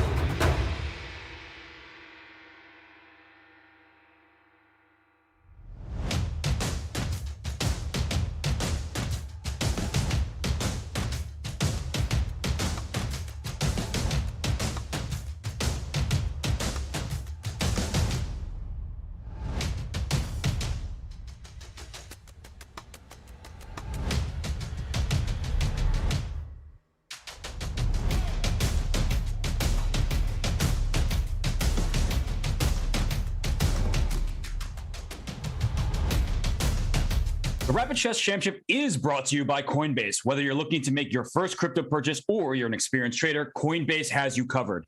Earn crypto by learning about crypto with Coinbase Earn. Explore DeFi and Web3 with Coinbase Wallet. Get exclusive rewards when you spend with Coinbase Card, and much, much more. Learn more at coinbase.com/chess and get $10 in Bitcoin when you sign up and verify your account. So we see the players on screen here. This is week 3 of the Rapid Chess Championship presented by Coinbase. And there's Wesley So taking a drink of water, 5-minute Caruana in the middle. Alexandra Castaniuk, she's chilling. She seems like she's just hanging out, having a good time. And of course, Oparin, that's a name you don't want to sleep on because he's playing in the FIDE Grand Prix, and he is a very talented player, along with Levon and Jordan. Yeah, lots of great players playing in the Rapid Chess Championship. So what pairings do we have in round number 4? Oh, we see Hikaru playing against Wesley So. That's definitely a game to look out for. But do you notice that something has changed from what we usually see between these two? Hikaru's over 2,900? No, well, that is true. But what they make that quick Berlin draw. Do you think that Hikaru's game against Fabiano, where he made that quick draw in the knockout and then lost the blitz game, has made him maybe less likely to repeat that draw in some of these games? True. Yeah, I guess maybe that would have maybe that's a lesson for him. I guess the position should be around even. White is a slightly better pawn structure, but black always has these dynamic possibilities with the rook on b8 and maybe the knight coming to b6 or the knight coming to d5. So I guess one way or another, Wesley should be fine here. He goes knight d5, but he's the one who has to prove it, I guess. Right, because the split pawns on the queen side, in the long run, that's not going to be in black's best interest. But for now, there's so much activity that whenever you capture with the pawn, a file opens, and here the rook on b8 is very happy in a semi-open file. And as you were pointing out, the knight on d5 is super strong here. And already it says that black is the one for choice. Yeah, so Hikaru going knight e2, but yeah, maybe moving the other knight to b6. And black is once again very, very active. The king on e7 sits quite nicely. The other rook can easily slide in. So I kind of like Wesley's position out of the opening. So do I. It seems very solid, and just he's more activity for his pieces. He goes knight to b6. Maybe this bishop will go to a6. Not now, because the bishop came to d3 rather than b3. But this bishop can develop. I'm not really sure where. Do you play bishop b7 and that closes the b file, but maybe you have c5 in the future? And what's nice? He goes knight to b4. I guess the problem for white is if you go bishop b1, which looks like the move, because you defend the pawn on a2, there's knight to c4 and hitting the rook and hitting the pawn on b2. And I think white's just losing a pawn here. So then what does Hikaru do? Because maybe you go a3, but then black can take on d3, followed up with bishop a6 and knight c4, and that should also be great for black. Yep, that should win a pawn over here on the queen side. So wow, knight b4. I was trying to develop the final piece, and Wes is like, yeah, so am I, man, but I'm going to develop it in a better way. I'm going to take this bishop. I'm going to play bishop a6 with tempo. And yeah, this is looking very tricky and not great for Hikaru in the early stages of this game. Right, so we see him playing b3. Black could trade anyway and go bishop a6, but I guess white is a bit better prepared to deal with it now. Also, there's no knight c4 jump. But if the bishop lands on a6, then castling is always going to be a bit problematic for white, because then knight on e2 will always be under fire. So yeah, once again, I really like Wesley's position at the opening. There is one thing to note for the long term, is that the light squared bishop against a knight is not good in an endgame. So that's probably why Wesley is refraining from capturing, because in positions like this, yes, the bishop comes to a6. For now, it's all good. But in the endgame, the knight is better than the bishop. The bishop doesn't really have much to attack, and there's problems in black's pawn structure. So bishop to b1 was played after rook d8, and the same material balance will continue. Right, and actually this is one of Hikaru's strengths. The position after knight b4 looked very problematic, but he quickly realizes that b3 and bishop b1 are the best moves to limit the damage, and Wesley should be doing fine, but the position is not getting out of control for Hikaru. That's right, and the activity, the immediate threats have been parried, and that means that finally Hikaru can start creating threats of his own. Maybe one of his knights will come into d4. A knight can go to e5 at some moment. But still, the king in the center for white is at more risk than the king that's very safe on e7. So you have to be careful in this position. c5 is an idea for black, maybe c4, just to open up more files and lines for the pieces. Indeed, yeah. So yeah, we see Hikaru thinking here. So what other games do we have going on in round number 4? Oh, I see that Jeffrey Zhang is playing against Daniil Dubov, and these are two electric players. I figure we might as well check in on that game. And of course, we have a very interesting looking position here where Jeffrey, the eval bar was up and it goes back down, because as it increases in its depth, it's saying, all right, not so fast. Black's king is not so safe. Do we have knight takes b5 and then bishop takes b5 and go after this king? That's what I'm wondering. Yeah, it's a very committal decision, sacrificing a piece. However, if you don't go for it, with a move like queen to d4, now black has the time to, let's say, trade on c3, go bishop b7, castles, and black should be doing fine, I think. Like, there's not really too much to worry about. Yeah, in the long term, the pawn structure is bad for white. We have double pawns. Double pawns can't create pass pawns so easily. And what can black do? Create a pass pawn over here on the queen side. So I do like Dubov's position now. That moment there, knight takes b5, it has passed. But it says that, all right, white is slightly better, and that's sort of a speculative sacrifice, because if you don't see a concrete variation that gets at the enemy king or gets you your material back, you've just taken 2 pawns for a piece, and it doesn't seem like white is going to be able to checkmate the black king very easily. And in that case, then it's probably not a great decision in quicker time controls. Yeah, 100%. Yeah, if black gets the time to consolidate the position here, he would just be up a piece. So it's very understandable that Jeffrey did not go for it. We see Dubov trading on c3. And once again, I think he should be doing fine here. Yeah, this game, it looked like it was about to be super interesting and full of possibilities. And now it's like, all right, black is going to try to use these outside pawns and work for that. But when we see Dubov, when we see Zhang, we want to see tactics galore, not endgame battles. But of course, chess is chess. And sometimes you get these, and both players are going to continue to work their way through this position. And hey, C6 is hanging. Yeah, and Jeffrey takes it. So b4 by Dubov, great find. So if you take the queen now, we take on c3. And although if the bishop drops back, maybe he just wants to go c2 and have that strong passed c pawn. But I don't know, it is a pawn sacrifice. So it will be interesting. Like, how do you think this is justified?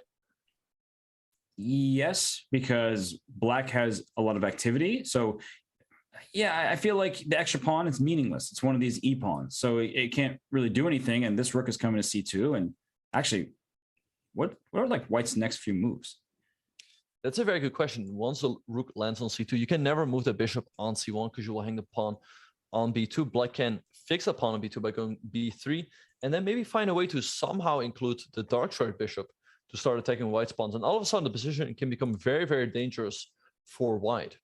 Yeah, I think this is a very instructive moment, because we're talking about this as if black is better, the eval versus equal. We're going to ignore that for a second. Why black has the good position is because of the activity of the pieces. The quantity, this extra pawn e5, it's not playing a role in this position. So what I would do, or at least I would think about if this were a position, a study, I would think about this with e4. Sometimes you have to give back your material, even though material should be good, but the evaluation is going down.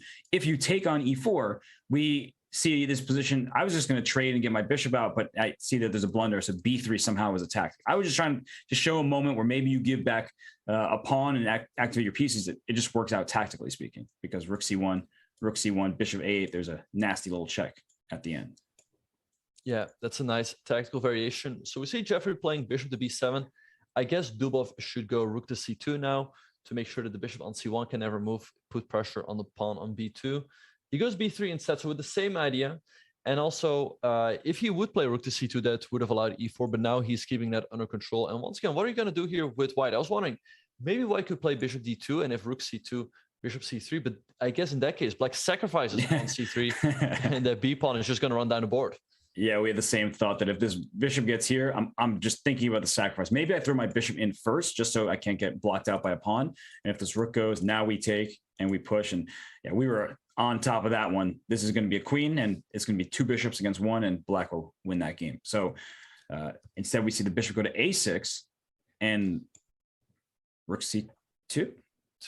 And maybe what he wants to do is go bishop b5 and bishop a4. That's the only idea I see.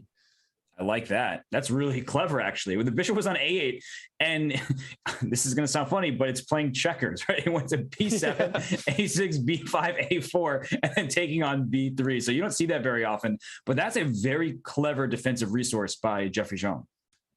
Yeah, great defensive resource by Jeffrey for sure. So we see Dubov going rook to c5. Maybe he wants to take the pawn on e5, but what Jeffrey could do here is play the move f3, preparing the move e4, which would shut down the bishop on f5, and more importantly, he could then also go bishop e3 himself, activating that bishop that's been so passive this game. And this is a good moment of that lesson I was trying to teach. You did a better job of finding the correct path. So f3 gives up the e5 pawn. White is currently up a pawn, but this helps the rest of white's pieces. So f3 is a great move right now for white, and it could be the move that makes it from an unpleasant position into one where he can handle and hold the balance. Indeed. Yeah, one thing that is a bit worrying for Jeffrey, though, is the fact that he's down to 3 minutes and 22 seconds. Dubov having 2 minutes more on the clock. But after f3, I think that's a great move by Jeffrey. I don't see how Dubov can keep up the pressure. He goes bishop c2, but now the bishop is sort of standing in the way of the rook. So maybe what Dubov just wants to do is take the pawn on e5, restore the material balance, and the game should be even. And it's kind of funny because your rook and bishop want to share the square, and well, then get a queen next time, because that's a queen is a rook and a bishop. So unfortunately, you don't have those right now. And this looks good for black still with the pawn on b3, that advanced pawn over there. But it's hard to get to, as you said. The bishop on c2 is in the way. This bishop finally can go to d2, and there it goes. This rook can even go to a1 to activate. And don't sleep on this position, because the pawn on b3 can actually be targeted in the future. Like if I can activate my rook and put my bishop on a square like c4, maybe white can go after this pawn, especially if the rooks get traded. Oh, and we see Jeffrey going bishop to c3. I guess if black captures that pawn on e3, he wants to go bishop d4, and all of a sudden that rook is trapped. Oh my goodness. Because the bishop on a6 covers all the other squares. Wow, that is pretty awesome to see, a rook trapped in the center of the board, but not awesome if you're Daniil Dubov to realize, uh-oh, the bishop is finally out. And now, I mean, white can start playing for activity. White's going to bring this rook to a1. And if you play rook d1, trying to trade rooks, this is what I was talking about. The pawn on b3 can be attacked, and that would be maybe it's a fine endgame, but it doesn't look very pleasant. Right. Yeah, Dubov has to be very careful here. Jeffrey's plan is very simple. I guess he just wants to go bishop c4, hit that rook, and somehow bring his rook into the game and hit the pawn on b3. So what Dubov could consider here is the move bishop f6, because after the trade, he could then put his rook on a d2 square and then eventually target the pawn on b2. And I guess this game should end in a draw. I guess one way or another, the b pawns are going to get exchanged with a drawn rook in game. I think that was a very important move, bishop f6, and it just trades out the pieces. Do not play rook d1. Just for everyone watching, do not trade the rooks here, because then after the rooks get traded, the white king will just go right to c3, win the b pawn. You have an outside pass pawn. And Jeffrey's trying his best. He really is going for it right now. And that could be a pawn up endgame for Jeffrey. Yeah, but Dubov has he goes for rook d1 and rook b1. Jeffrey's going to take on b3. Dubov's going to take on b2, sorry. They're going to trade the bishops, and we see a draw here. Yes, a fair result. This position is a complete draw. So we understand why the players say, yep, we're had it for this round 4. So let's go to other games that are still in progress. Hikaru is playing against Wesley. We were watching the game earlier, so let's go back to this one for now. Hikaru with a huge advantage. Yeah, it's all of a sudden looking great for Hikaru's up a pawn here.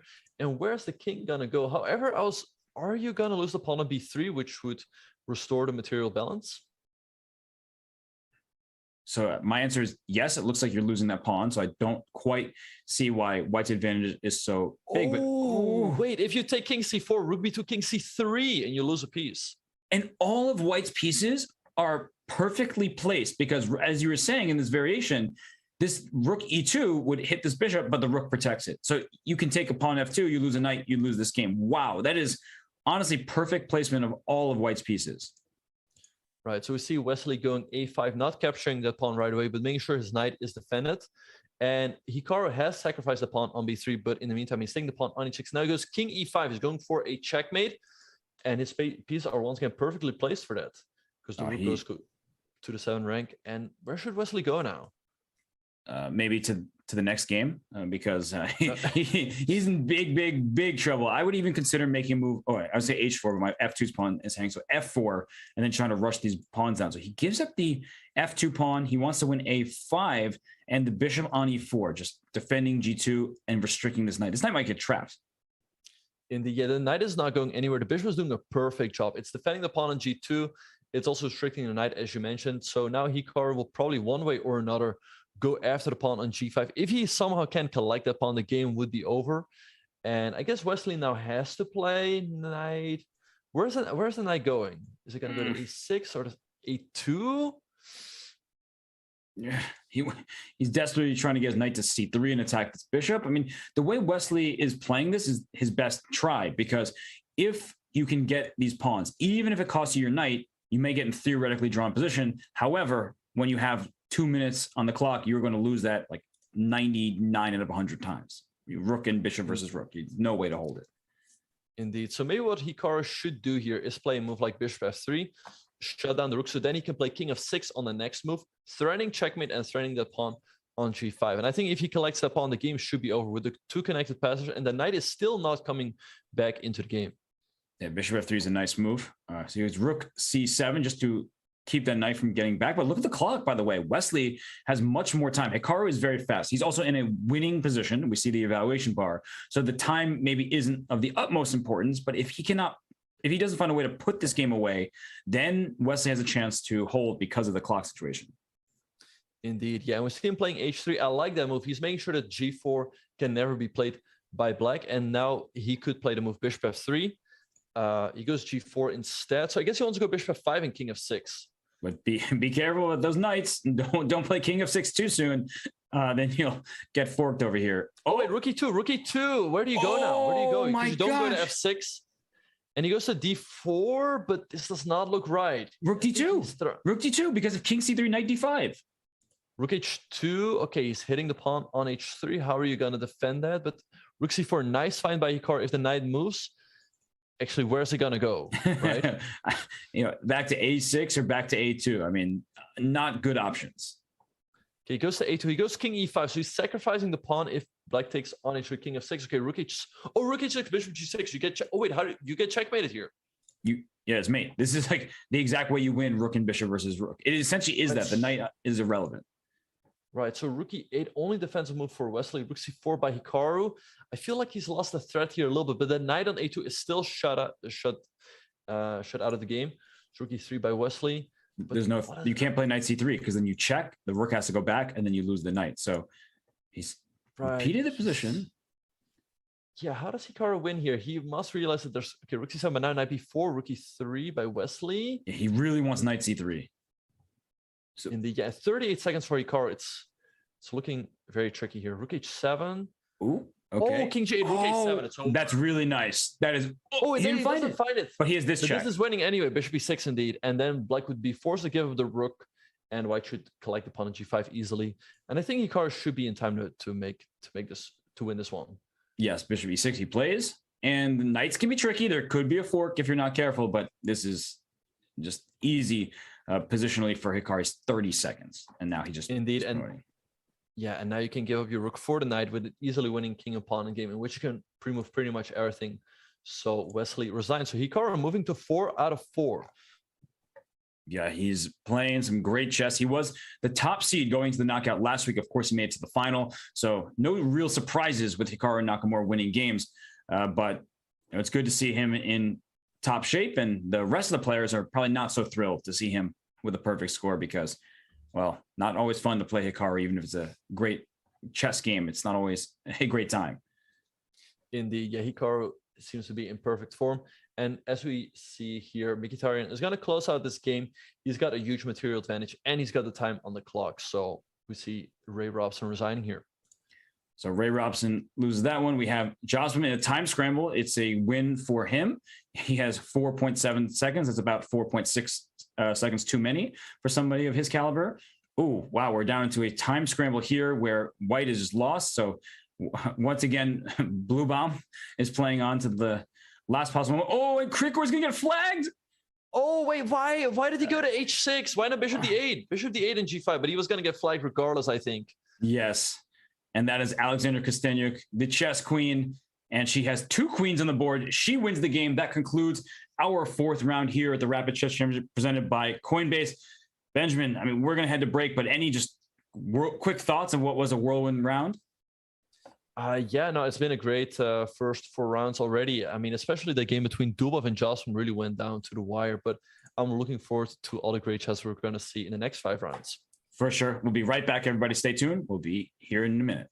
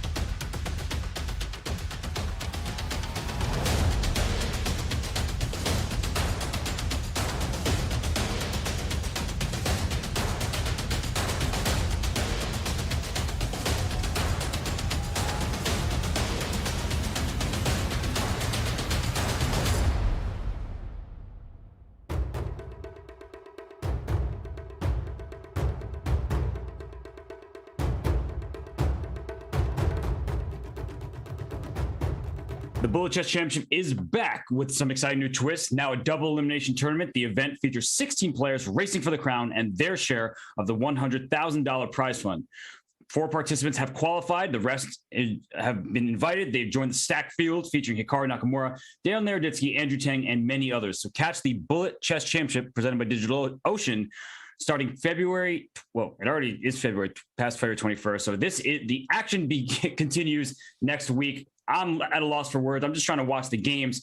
Don't blame me. I'm just the guy who has to do that shout out. So let's go to the games that are in progress here in the 5th round of the Rapid Chess Championship presented by Coinbase. Benjamin, whose game should we focus in on?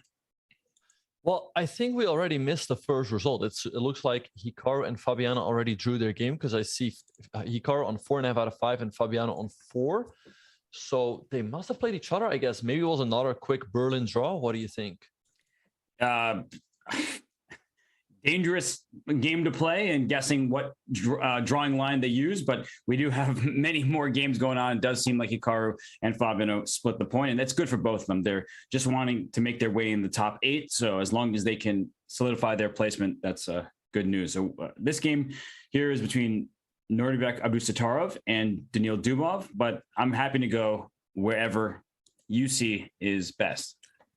Yeah, this one's looking pretty dry so far. We see a Slav exchange. Maybe White's a tiny bit better because he has a slightly better bishop. But yeah, I wonder what other exciting games we have. Oh, okay. So let's go to the game between Wesley and Heike Martirosyan. Wesley just lost that game to Hikaru Nakamura, and right now he gets the white pieces. But this game looks interesting. The rook on f8 on an open line, the bishop on b6, and the knight on c6 staring at this pawn on d4. So I could see this game going either way. It's really complex. Yeah, no, for sure. Yeah, Black has the open f file to create some dynamic possibilities. Maybe his king is slightly exposed on the diagonal. See Wesley going bishop e3. Looks like a nice and solid move. Maybe he wants to go d5 in some positions to trade off those bishops. So yeah, I agree with you. I think this game can really go either way. Yes, and I mean, Heike Martirosyan, such a strong player, and the Armenian player is just renowned for his speed, his tactical vision, and right now with 3 out of 4, he would like to keep his winning streak going so he can make his way to the top 8. But Wesley, he's an elite player, and with the knight jump to b4, this bishop on h7, heading towards the c2 square, I feel like already Wesley has to be very careful not to just fall apart in the next few moves. In the knight b4, a very tricky move. He's threatening knight c2, which would fork both of the rooks. And if you give Black the time, maybe Black can establish a blockade on the d5 square with the knight coming to d5 and the other knight coming to f6. You can always solidify that by playing c7, c6. So I kind of like what Martirosyan has done here in the opening. Yeah, I do as well. And bishop a4 takes care of the immediate threat. Your plan, knight f6, maybe knight d5. Black could consider trying to play d5 and c6 and then rerouting the bishop to c7. So there are many options for Black, but sometimes having too many options is a bad thing because in a quick time control, you need to make the decisions fast. And he quickly darted his king to the corner. In a quick time control, it's much nicer to have a very clear and easy plan. I think king h8 is also fine, just making sure there's never any tactics on the diagonal, and he can still establish that blockade on d5 square. So I guess now knight d5 followed by knight f6 looks pretty solid for Black. Mm-hmm.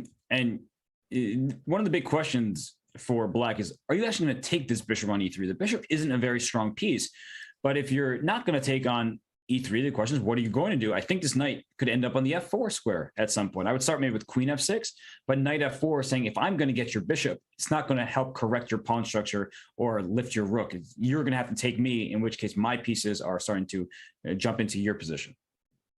Indeed, yeah. And actually, I was just thinking, so queen f6 by Martirosyan on the board. I like the move because if you were to move the other knight to f6, maybe there could be moves like knight h4 by white to hop into the g6 square. And yeah, I like his position. The other rook can swing into e8.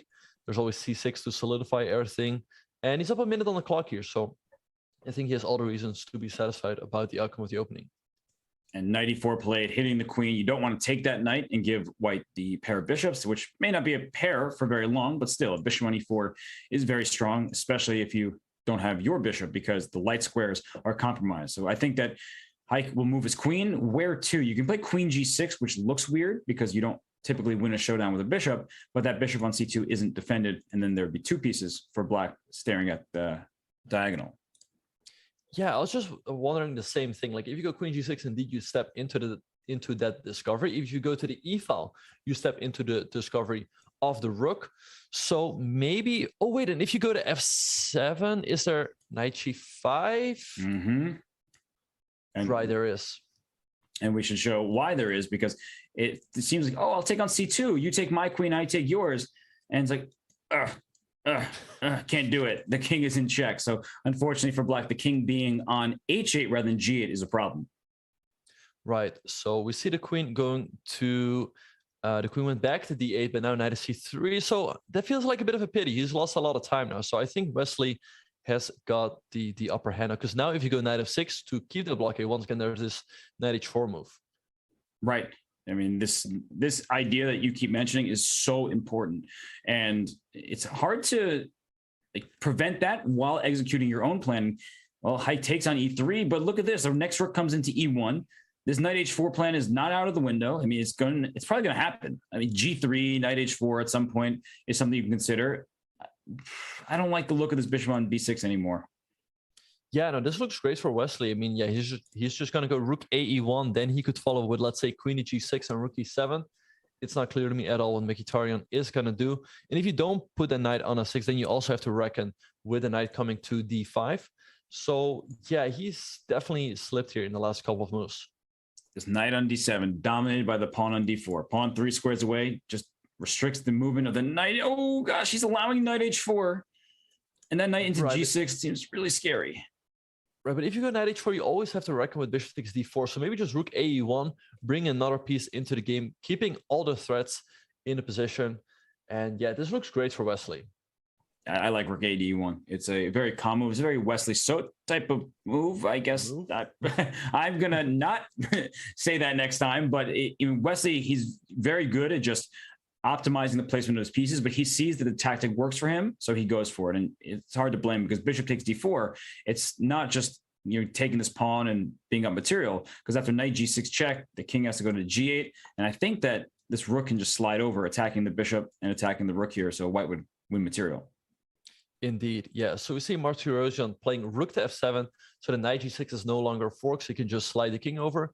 And now the pawn on d4 is under attack, so Wesley will have to spend a move defending it. He does so with queen to d3. And now I guess he's going to go rook ae1 on the next move. And once again, he's keeping all the trumps in the position. And what is black going to do here? Maybe queen d7 to bring more pieces into the game? I could see that. I was also thinking about c5, because it's a very ugly looking move, but it's tactically sound, because c5, you'd want to play d5, but with the bishop staring on the diagonal of the rook, d5 ends up losing the rook for the bishop, and I guess losing the game completely. So after c5, at least your bishop will have an open diagonal to work with, and that's something. Yeah, and I think that's what he should go for, because if he doesn't do that, then the bishop will, it looks nice, it's hitting the pawn on d4, but if the pawn on d4 is nicely protected, it's not really doing that much, and then white is just gonna have a free hand on the king side. Right. So let's see how Martirosyan will try to defend here. Yeah, I think if not for c5, your queen d7 move, that does look good, because you are covering most of the squares, but after rook e1, you also have to reckon with knight e7 or rook e7 at some point. So I feel like black needs to hurry, because if you just take your time, try to move your pieces to slightly better squares, that white is going to build up the attack. Indeed, yeah. Okay, so he goes pawn on d5, I guess rook a1 now for Wesley. The question is, though, how is he going to break through? Because you can go knight e7 check, but then the king just slides over. The entry squares for the rooks are still protected for the moment. So how do you think? So because the evil bar hated that move, but why? Well, my first instinct is just rook e6, but he's gonna take this pawn. Can he take this? There's back rank checks. Oh wait, maybe he can take with the c knight, and if knight takes d5, there's knight g6, and then with rook e8 coming in. Oh, you are a brilliant tactician. I love that. Knight g6 check, king g8, rook to e8 check. You just distracted the knight away from f6. So wow, that is a beautiful tactical shot. And if we start trading pieces, well, your king gets mated. And if you say, all right, I'm not going to do all that stuff, I'm going to play king to h7 right away, you're walking into a double Knight check. f8.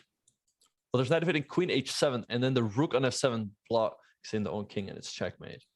Yeah, that's nasty. These are some awesome tactics, and it looks like knight b5 was chosen. The queen goes back to d8, and black's position is still really, really, really bad. He's hopping the knight around a bit. So he's repeated the position once and goes queen to g6. I guess black has to go queen to f8 to defend, but maybe Wesley just wants to go queen f5 and then go knight g6, threatening a fork on the king and the rook. So we see Martin Rosen going rook f8, but Wesley should be crushing. I mean, knight f5 looks winning because you hit the pawn on g7. Rook e7 is flying in. Okay. I mean, now knight f5 is, but then queen f6. True, yeah. So maybe you keep the knight on e7, which shuts down the queen, and maybe you go queen e6 to go knight g6. There's got to be something for white. I think rook e6, queen takes h6 check. I see a very nice line. If you go queen e6 and black goes king h7, there's rook takes g7. Oh, well, I was about to show the line, and then the game concluded because checkmate and won. But so you're saying a king h7, there's rook. Ooh, that's really nice.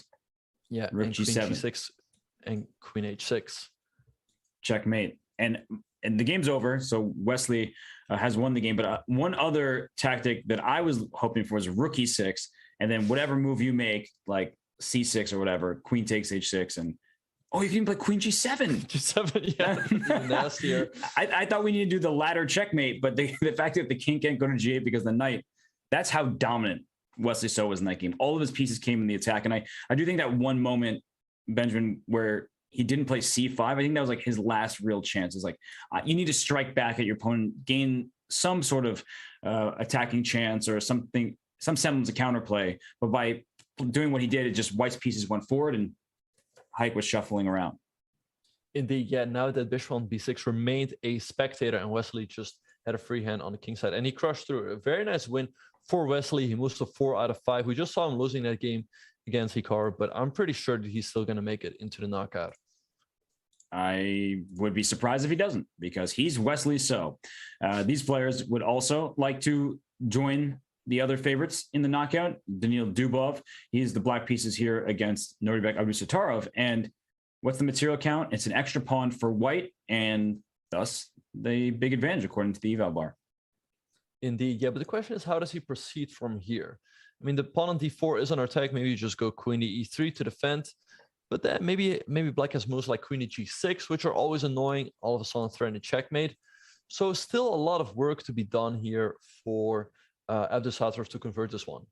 And e5 is something that you have to keep an eye out for, because there's problems down the d file in terms of the rook on d2 not being defended enough. But e5, I think, is actually a mistake, because if you play e5, exactly, I was going to play d5.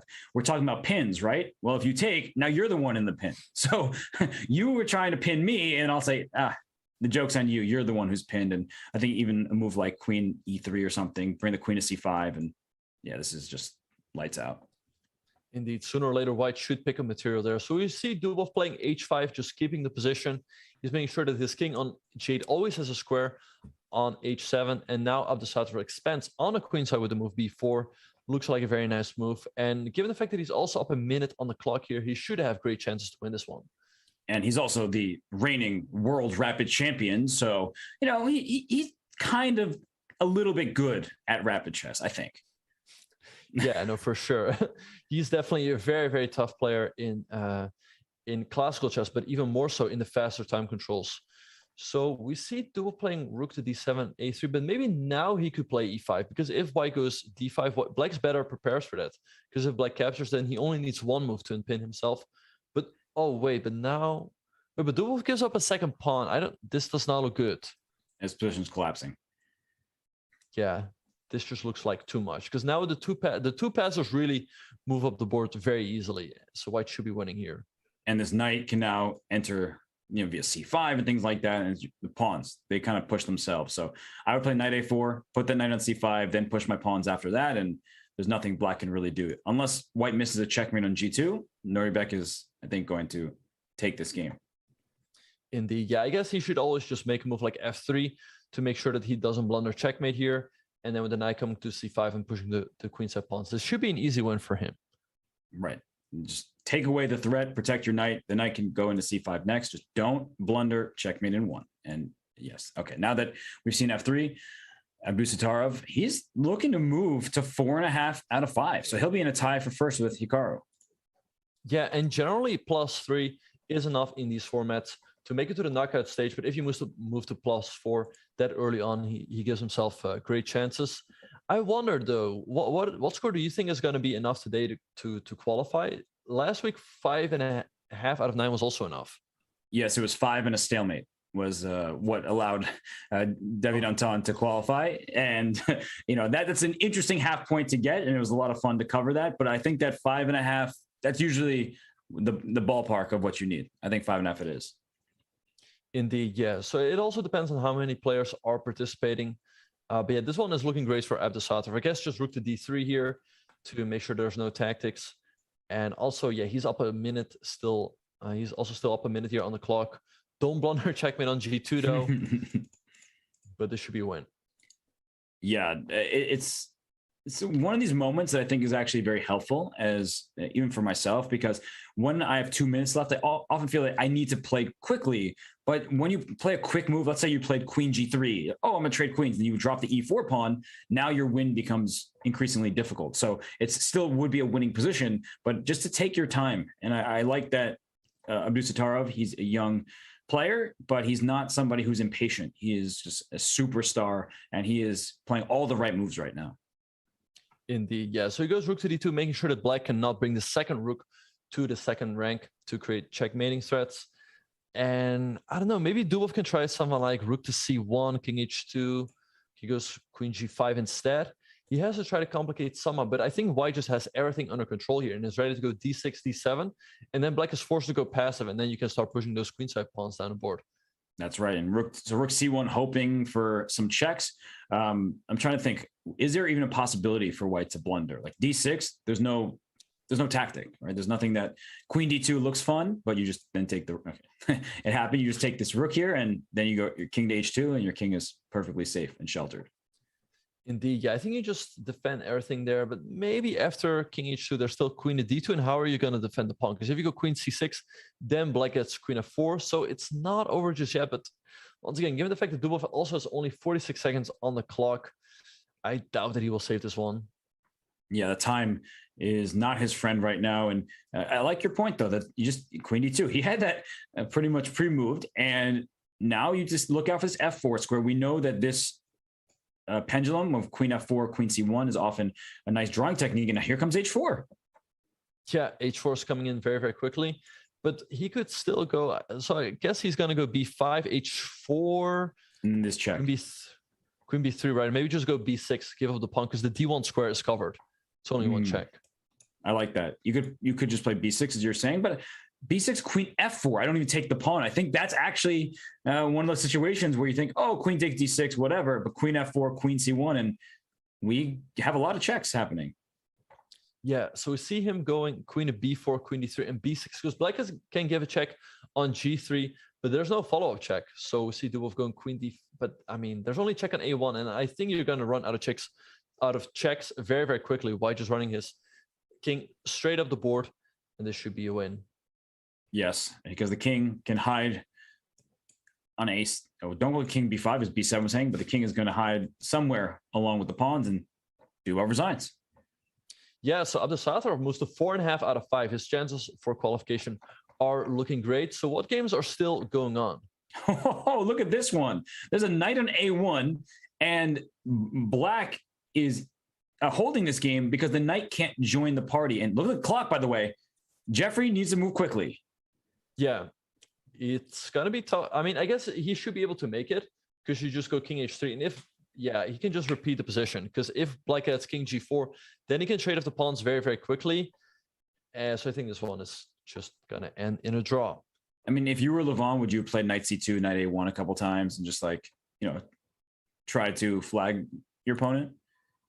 I guess so, but black's moves are very, very easy, so he could also risk losing there. Oh, we see Caruana trying to flag Jordan here with rook first. He should manage, right? Only 6 seconds for Jordan. And they're very, I mean, this move 114. So maybe they're closing in on the 50 move rule. That's possible. Right. If Rauner can avoid a rook trade here, he should be able to win. Also, now it's getting a bit tricky with Jordan on the rim of the board. So I guess he's just going to lose on time here. But he's playing so fast. I mean, he's getting all the moves in. He might get to the 50 move rule. Oh, that is true. Well, where are they the 50 move rule? I don't know, but I don't think he's going to get there. He's a few moves away. I think so too. Oh my gosh! Oh my gosh! With 0.8 of a second left, the 50 move rule saves the day for Jordan van Forrest. What a great save by him, how he got those last moves in. But if you're Rauner, you gotta feel like he had a chance to flag Jordan. Maybe he just had to give a couple checks and Jordan would not have been able to pre-move. But a big save here from Jordan because he was just about to get flagged. Wow. I mean, that is just shocking. That is the end of the round. So we'll be back in a minute for more from the Rapid Chess Championship presented by Coinbase.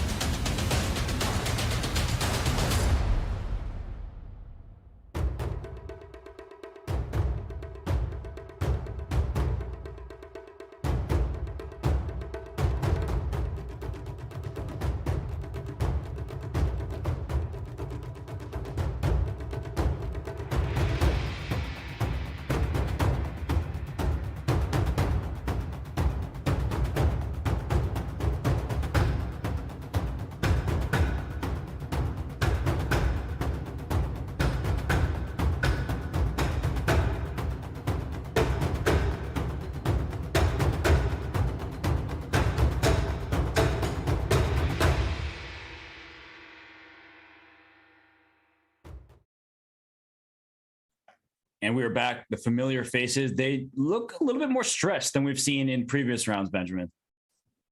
Yeah, so the tournament is shaping up here, like it's getting clear or not who has chances for qualification and who has not. Wesley, so I think he's still in a great spot.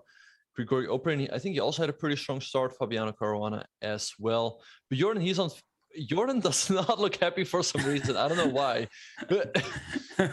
His hand is about to fall off. He just drew that rook versus rook game and barely with 0.8 of a second. And well, we're talking about the players who are in good shape. They're trying to qualify for tomorrow's knockouts. The format for tomorrow is 8 players who have qualified from today's action will go to tomorrow's day. It is 1 game of 10-minute plus 2-second increment where the higher seed gets to choose the color. They're going to choose the white pieces very likely in the rapid game, but then the colors flip if there's a draw and we get to the 3+2 and the colors flip again if we get to 1+1. And then finally there's Armageddon if all those games are drawn, but that is extremely unlikely. Yeah, so tomorrow, like you said, there will be a first game of 10+2. So there will be no flagging. If you do reach a rook versus rook end game, there's no point in playing on because with the 2-second increment, you're never going to flag your opponent. And as we talk, we see the game here between Alexis Arana and Fabiano Caruana. I kind of like White's position. White should be a tiny bit better. I think with the bishop on g2, exerting pressure on opponent b7, and also the knight on e5 and the rook on d1, putting pressure on the bishop on d7. So maybe just take the bishop pair here. Yeah, that should leave, and he does that extremely quickly. Alexis Arana, I mean, is he still think he's in the bullet championship? I mean, he did a great job yesterday. He beat Hans Niemann in the final, but that was a decision he made very quickly. And you were pointing out it's the bishop pair for White. That looks good. And yeah, no, it's just a nice edge. Yeah, it's maybe a move like queen b5 here, offering a queen trade. And White should have quite a nice advantage. So I think Serrano has all the reasons to be happy here. I mean, he's on 4 out of 5. That's a great start. So it seems to be that he's in great shape. As you said, he won the qualifier yesterday to the Bullet Chess Championship. And right now he looks to be having a slight advantage against Fabiano Caruana. And these two players have a history. I think it was the Pro Chess League. I had the call, and they were playing. Fabian was completely winning, like just dominating that game, and he blundered checkmate in one move. So players have short memories. There's a ton of mutual respect between these two, but I'm guessing that deep down, Fabian would like to have a good result against Alexei. But to your point, Benjamin, like this move, queen to b5, I think these decisions are some of the hardest to make in chess. We're talking about the great bishop pair for white, the bishop on g2, not there, to b7, looks awesome. But then you make like a quiet move, and then black suddenly equalizes. Like, okay, I should have been better. I mean, that's what my knowledge and preparation tells me. And then you have to make moves like queen to b5 to maximize the possibilities in your position. And now it's going to be potentially two bishops against two knights, and it's an open board. That's clearly good for Caruana. Right. So Caruana doesn't want anything, doesn't want none of that. He goes rook to c2. So if white captures on b7 now, black will take the pawn on e2. Then maybe if the bishop could somehow come out to c5, he would put pressure on that pawn on f2. So I think the right decision by Fabiano. We see him on the camera here. He's looking very, very focused, but he knows that he definitely has some work to do here, because Caruana should be the one who has chances for an advantage with the two bishops here. And here, bishop f1 might even steal this pawn on a6, but Caruana not moving just yet. I think that if you move all your pieces away from the king side, then this f2 pawn is a target. So you need to be careful. You don't just go win material because you can. You should make sure that it's good. So just to put that on the board. So bishop f1, rook c2, and you take this pawn. We're already seeing down goes that evaluation bar, and a move like knight to e5, move like rook to a8. All of a sudden, black's pieces are extremely active, and white is not fully developed. Indeed, yeah, and it's not easy for white, because the bishop on c1 is not easy to develop, because you will always hang the pawn on b2. So it will be interesting to see how Caruana will continue from here. Maybe move like rook b1, making sure the pawn is protected, and then you can move out the bishop. Or bishop d... Wait, actually, bishop d2 looks very tricky. He has played bishop f1, though. And he goes bishop d3. So if rook c7, you can't take this pawn on a6, because if you take the pawn on a6, then I just attack your bishop with the move knight to, I think knight b8 should be a good move, and you're going to lose your bishop. And if your bishop moves, you lose the knight. So he instead keeps the pawn there, goes knight a5, and now knight d5, and you still can't take on a6, because then I put a rook on the a file and win one of your minor pieces. Indeed. So we see Michanik going bishop to d2. I guess if knight at b4, maybe he wants to trade or just drop the bishop back. Once again, white still has the two bishops. The pawn at a6 is a target. He's also up more than a minute on the clock. And also, his position seems easier to play. I guess he wants to go rook ac1 on the next move. And knight e5, that looks like a good move from Fabian. I guess you have to go to e2 or e4 to stop knight f3 check. Yeah, I think e4, because rook c2 was probably annoying to have the rook back where you kicked it out from. So bishop e4, it's a good looking move. And now the question is, the a6 pawn no longer under attack. I'm happy about that, but the bishop pair exists. And so if the rooks come off the board, and this is how you have to think about chess, what trades do we want? If all four rooks are off the board, white is just winning. So black cannot afford to just trade rooks on rook c1, rook c8, keep trading rooks. That will be very bad news for black. Yeah, for sure. So yeah, we talked about white's bishop pair, but I think Fabian has done a nice job of neutralizing that by creating piece activity in the center. We see Caruana's trading in d4 by Fabiano right away. So you cannot take with the rook, because then after knight f3, you're going to lose material. So I guess he has to take with the bishop. And Fabiano moving very quickly here. I guess he wants to go rook to c2. And he also has the bishop coming to c5. So he should have enough compensation. It's funny. This game, if we just described it, not even with words, but with a move, it's rook c2. That's right, what this game has been all about. This rook, he sacrifices b7 pawn, and he went for his rook to c2, and the rook just keeps bothering white's pawns in the second rank. And as you're saying, there's bishop c5, there's bishop f6, the pawn on b2 is already hanging, the pawn f2 is weak. If the second rook joins the party, black will even be better here. Right, and this is really what makes Fabiano such a strong player. Like, we thought, like, okay, he's going to be in trouble. Like, white has the bishop pair advantage, a slightly better pawn structure, but Fabiano makes a couple accurate moves. He sacrifices a pawn for piece activity, and I think he's in good shape to draw this game now. I'm with you. This move g5, we kind of just glossed over it, but that was a great move. And it wasn't even on my radar. I was thinking what to do with his rook on f8. He plays g5 to restrict this bishop on d2 and not allow white to start pushing pawns, because oftentimes you want to play move like h4. You can play g4 yourself. So I love that move g5 played, and now he's in a position where he is completely fine. Yeah, I think so too. The bishop is coming out to either c5 or c6, hitting the rook and the pawn on b2 or f2. So, I mean, maybe white can still keep the game going with someone like knight at b3, making sure the bishop cannot come out of c5.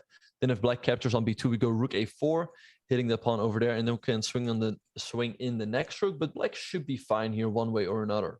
Yeah, a question I was going to ask you, is it playing to win or playing to lose? Because I feel like if the game continues, it's black who's going to have the better chances, just because this f2 pawn, the king safety, is not really there for white. Indeed, yeah. So, yeah, Michanik also has to be careful here, which is why he's taking his time. But yeah, once again, I think Fabiano has done a great job neutralizing this game. And maybe you don't want to give this b2 pawn, but maybe like rook d1 and then just try rook d2. But yeah, it's nothing in the way of any kind of advantage for white, and he plays rook d5. Okay, that's surprising. I guess he wants to discourage the move bishop to c5. We see Fabiano taking the pawn on b2, knight c4 played instantly by Caruana. So I guess if Fabiano goes rook to c2, maybe he wants to go knight e3 and move the knight to f5. So Fabiano goes to b5. It feels like maybe white's still a bit better here. g5 is a weakness, though. It will always need attention. And the pawn on a6 maybe can also come under attack in some variations. Yeah, black's best move is g5 to g6. That's what we would love to see here. Yeah. And this goes to show why pawns on the same color as your bishop aren't always good, because you need to cover the light squares. You don't have a bishop that does that, and now you don't have a pawn that can do that either. So I'm with you. I think that white is in the driver's seat is better, but I ultimately think that there's just not enough material remaining. You could trade rooks, bring a rook to c8. This knight doesn't have an outpost. It will eventually try to go to the f5 square, but even when it gets there, like then what? The bishop just slides back to f8. I don't see how white is going to win that position, even though I like it for Caruana. Yeah, I guess he will just try to slowly but surely improve the position. Like I said, move the knight to f5. You see Fabiano going f5 for that reason, making sure Caruana cannot control that square. However, maybe this weakens the 7 rank. Like white could go with rook d7, hit the bishop, then rook a7, go after that pawn. So Fabiano still has some problems to solve here. I agree. It's a very risky move, but it also gives black some play, right? So instead of sitting passively in the end games we were talking about, if a pair of rooks got traded and the knight got to f5, maybe black will try for an f4 push at some point, and this f2 pawn that we've been discussing, it still is something that Fabiano can go after. So I think practically speaking, it's easier to play a move like f5 in this resulting position than it is to just, shuffle around a bit and see that white's pieces will improve with knight e3 and so on. Yeah, I think so too. So like I said, he's going for more active counterplays. So how do you think Caruana should proceed from here? I mean, rook d7 he goes a4, so he wants to trade. And f4 played instantly by Fabian. I think a good move. He wants to trade off some pawns and activate his rook on f8. This game is kind of reminding me of the game between Anish Giri and Wojtaszek from Vikings 2021, where Anish was just better. And it seemed like Wojtaszek had everything under control, but it just every single move was difficult for him to play. And finally, he slipped up. And in this dynamic, I mean, look at this position. White's pieces are very active. Knight can come to c6. His pawn on a6 is a target. The rook is more active for white. It just feels difficult for Fabiano. Right. And actually, as I was thinking, if black goes rook to f5 here, which looks like a nice move, white has the move knight to c6. And if you take the rook, then you take the bishop with a check and you pick up the rook on the next move. So that would not be good for Fabiano. So then what else should he do here? Maybe, I don't know. It's not easy. It's not. And I like the decision, by the way, of Caruana to take with the H pawn. So that way he can try to play F4 and use a pawn for an attack. You think attack, there are no queens on the board, but we're at rook D7. And if you leave your sights of the F6 square, this knight wants to team up with the rook. And this could be really annoying for black to deal with. Yeah, so I guess Fabiano's going to go bishop f6, hit the knight, and then where should the knight go? Maybe the g4 to hit the bishop and rook a7. But black gets rook c4 then very quickly, I guess. Oh, wow. Rook c4 is so needed, and it attacks the knight and the pawn. So the knight is misplaced despite being a good piece, and rook c4 saves the day. Wow, this was, really instructive stuff, because rook a7 is very bad news for black, if not for the move you're talking about, where it's immediately winning this pawn a4. Indeed, yeah. So we see Caruana going knight to e3 and g4, creating an anchor square on the f5 for his knight. but I think it shouldn't really be of concern for Fabiano because he can just move the bishop. And what can white really do, right? The pawn on a4 is under attack. He could move the bishop literally anywhere. He goes to f8, and all the squares around his king are protected. Yeah, I would get my king out of there now. King f7. Oh, h5. But h5, that's a great move. Trading off more pawns, now moving king in. This should be a draw for Fabiano. No, that was a really fantastic choice to play h5 because the last thing that black wants to do really is take this a pawn but lose one of the kingside pawns if there are two of them. But now there's only one. That's the trade you're willing to make because the bishop can always sacrifice itself for the remaining pawn. You're never in any danger anymore. Fabiano has found a way to make this a completely even game. Indeed. Yeah, and actually maybe I was thinking if black goes rook to d5, white has to be careful. White should not trade on d5 because then black's king comes out of d5 and then the king could easily come to f4, let's say, and take the pawn on g4, or maybe go to the king side. So this is not what you want with white. So I guess after rook d5, you just go king e4, and we might just see a repetition here, actually. Yeah, just check and back. Okay, knight to e3. So now you don't want to take this rook. Just, okay, he does it, but you didn't really want to do it. Right. So we see the move king d6 and king c6 by Fabiano. So if white goes, okay, goes knight e5. Okay, so you don't go to d6, goes to knight f7. Wait, this is tricky because you don't go to b6 either. So where do you go with the king? He goes to c7, but that's a bit passive. And if knight f7, bishop e7, now we have to start calculating. What if this king just goes around here? Is the black king in time to just take a4? I guess that's what's saving him. Oh, but you can't go king b6 now because knight c4 check. Right, and the thing for black is that he doesn't have to trade the bishop for the knight right away. He can just keep the bishop because the bishop can always stop the g-pawn, and the knight has a very difficult time of coming back and stopping the a-pawn. So this should be a draw. Fabiano's just going to go, okay, no, don't go king b6 yet, but bishop c1 first, and then king b6, king a5 on the next move, and it should be a draw. Right, because all of white's attention is on the king side. Now black just hurries on over to the a4 pawn, and you take the g-pawn, black takes the a-pawn, and that's just a... Don't get checkmated, by the way. This is funny. Right. Knight c4 would be checkmate, so don't... You'd have to move your king back, but I just noticed that there was a checkmating pattern. Indeed, and actually I was just thinking, if white would go for that, then actually white could maybe lose. Because as we mentioned, that bishop can easily stop the pawn, and the white knight will have a very tough time stopping the a-pawn, which is why Caruana just kept his king more in the center, making sure the black's king path is blocked. So I expect this game to just end in a draw. They're just shuffling back and forth now. Yeah, the players have too much time to even think about winning the game on the clock, and there hasn't been a pawn move for a bit now. So we saw a 50 move rule with Jordan van Forrest being saved by that rule. I don't think we're gonna have to worry about it in this game. Right. So yeah, I guess they're just gonna repeat now, which is what we see. So let's see what other games we have. We have Wesley So taking on Lequang Liam. This one, it looks tricky for black, because if you ever move the bishop, you allow bishop c7, and you're going to lose the pawn on b6, the pawn on a5, I guess, as well. Maybe even you might just lose your entire pawn chain.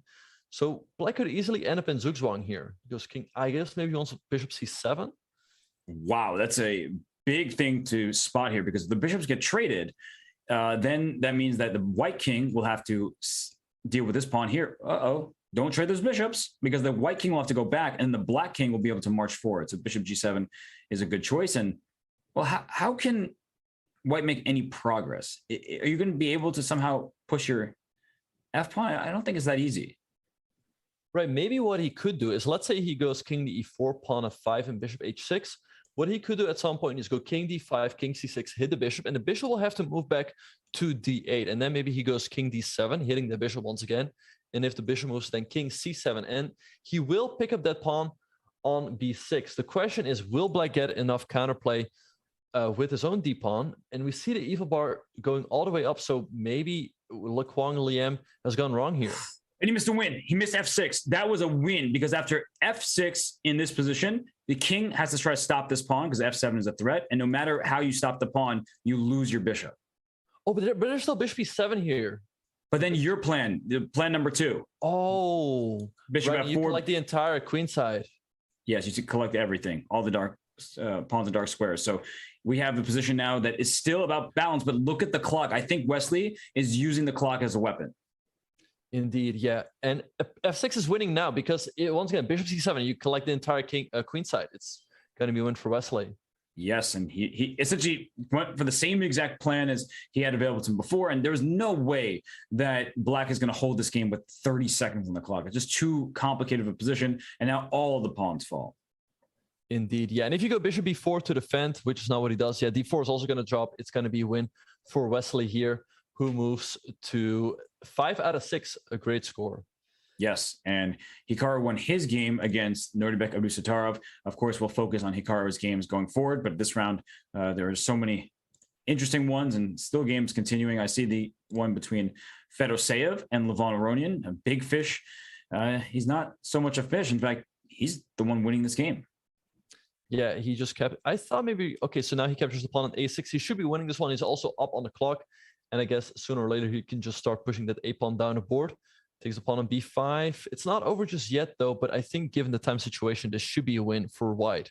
It's just not that easy, right? Because it's hard to keep pushing this pawn. The rook for Black is behind the pawn, which is... But where do you go with the bishop? Where do you go with the bishop? Bishop g1, I guess bishop f2, but it all looks very close. F5. I think you just go push forward if you're Black. Like, just move forward. I mean, you're allowing... Oh, he hangs the rook. It's over. That's a pre-move gone wrong, because he was expecting king to b5 and he was pre-moving rook a2, but after king b3, well, your rook should not go to that square. Right, so we see Big Fish picking up a big win here, moving to 5 out of 6. His chances for qualification also look great. And here we see Jospam. Is he going to flag? I think he will flag Pankratov. He's down 2 pawns, but he's winning because of the time difference. And being the faster player, I think is... Okay, we'll see. 11 seconds for white, 8 for black. Black is being too slow. Okay. But white's being slow now? Oh, true. And it should be easier for black to pre-move. You just got to move here. Just forget about the position. Anything. Just make pre-move. Knight check. And when the knight was hanging. Oh, but knight moving back and forth. Okay, check. Just move out of the check. Knight of 7. Don't trade the rooks. You want to keep the rook on the board too. But he's going to get flagged. Just... Ooh. Oh, Jocelyn too fast. I told you, yeah, I've played many times scrambles against him. He's very, very fast, and he flags Pankratov here. He moves to 3.5 out of 6, an important win because that keeps his chances of qualification alive. That's right. We're talking about 5.5 being the score that the players probably need to eye, and he is within that possibility. So we're going to take a quick break. When we return, the next round of the Rapid Chess Championship presented by Coinbase continues.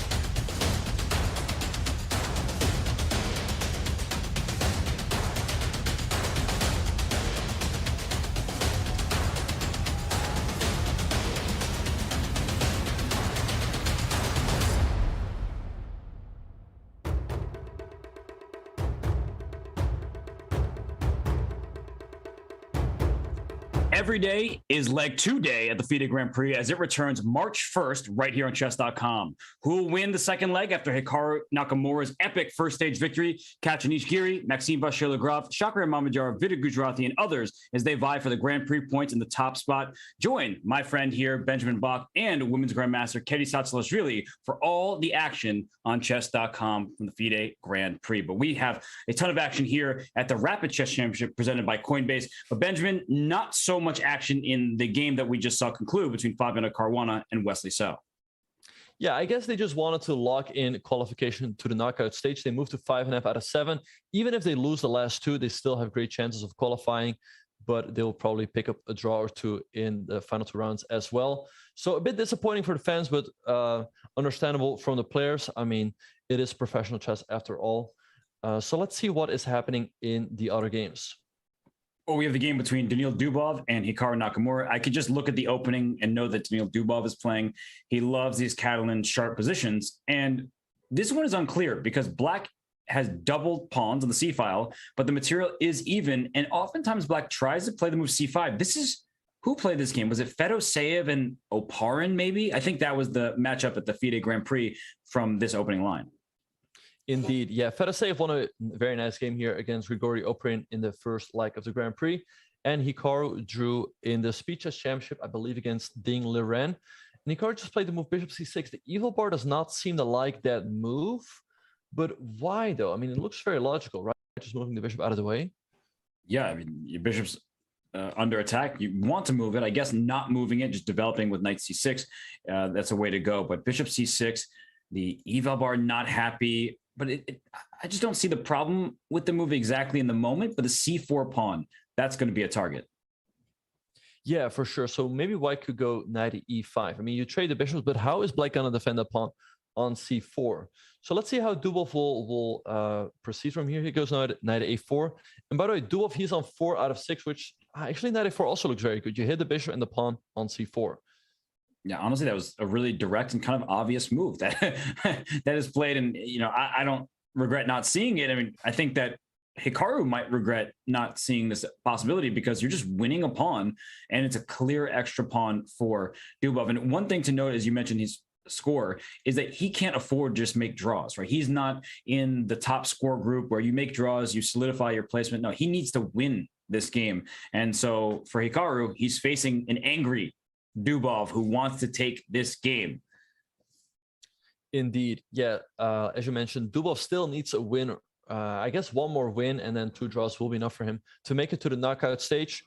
Hikaru is almost guaranteed at this point. He has 5.5 out of 6. Even if he loses the last 3, he's probably in. But of course, that's not how he wants to end the tournament. And especially given the fact that the knockout bracket is determined by the placement of the final rankings in the Swiss.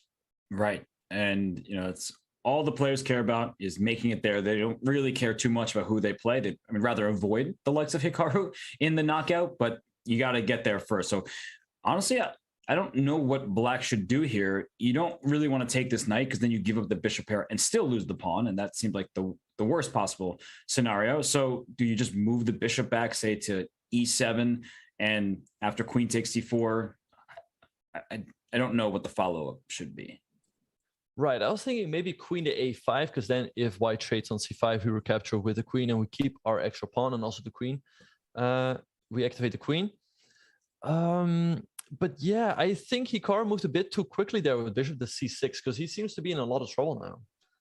I was actually just thinking what you were saying with queen A5. There's like some tactics I feel like here. I was going to do B4 because if you take my pawn with your queen, I have rook B1 and I win your knight on B8. And if you take en passant, then you lose your queen. So you have to try to defend the pawn with a move like queen B5. But if you go queen B5, I have knight D4. And if you go queen D5, I can just play rook C1 and probably get this pawn anyway. And your queen is not in a good diagonal. Indeed. So we see Hikaru going bishop B4. Now Dubov picks up the pawn on C4 and knight at D5 by Hikaru. But this looks extremely suspicious. Like white has bishop takes B8 and black is the only move bishop takes A4 not to lose on the spot. But then if you move the bishop, then E4 becomes a threat. So I don't know. This looks very fragile for Hikaru. Yeah, just showing that line that the queen can't take back. And if you take on A4, bishop moves to E5, E4 next, and this knight is being kicked and there's problem on the 4th rank. So is this happening? Bishop takes B8, bishop E5, and queen D7 played by Hikaru. He sees that this way the bishop is defended. E4, bishop B5 is there. Right. So he's barely hanging on here, but it feels like there's got to be something here for Dubov. I mean, on top of all of that, he's up a pawn, right? Don't forget. So it feels like things really have gone wrong here for Hikaru. So, I mean, how should Dubov try to take it? He goes rook to C1. I like maybe it. Bishop B5 anyway. What is his idea there?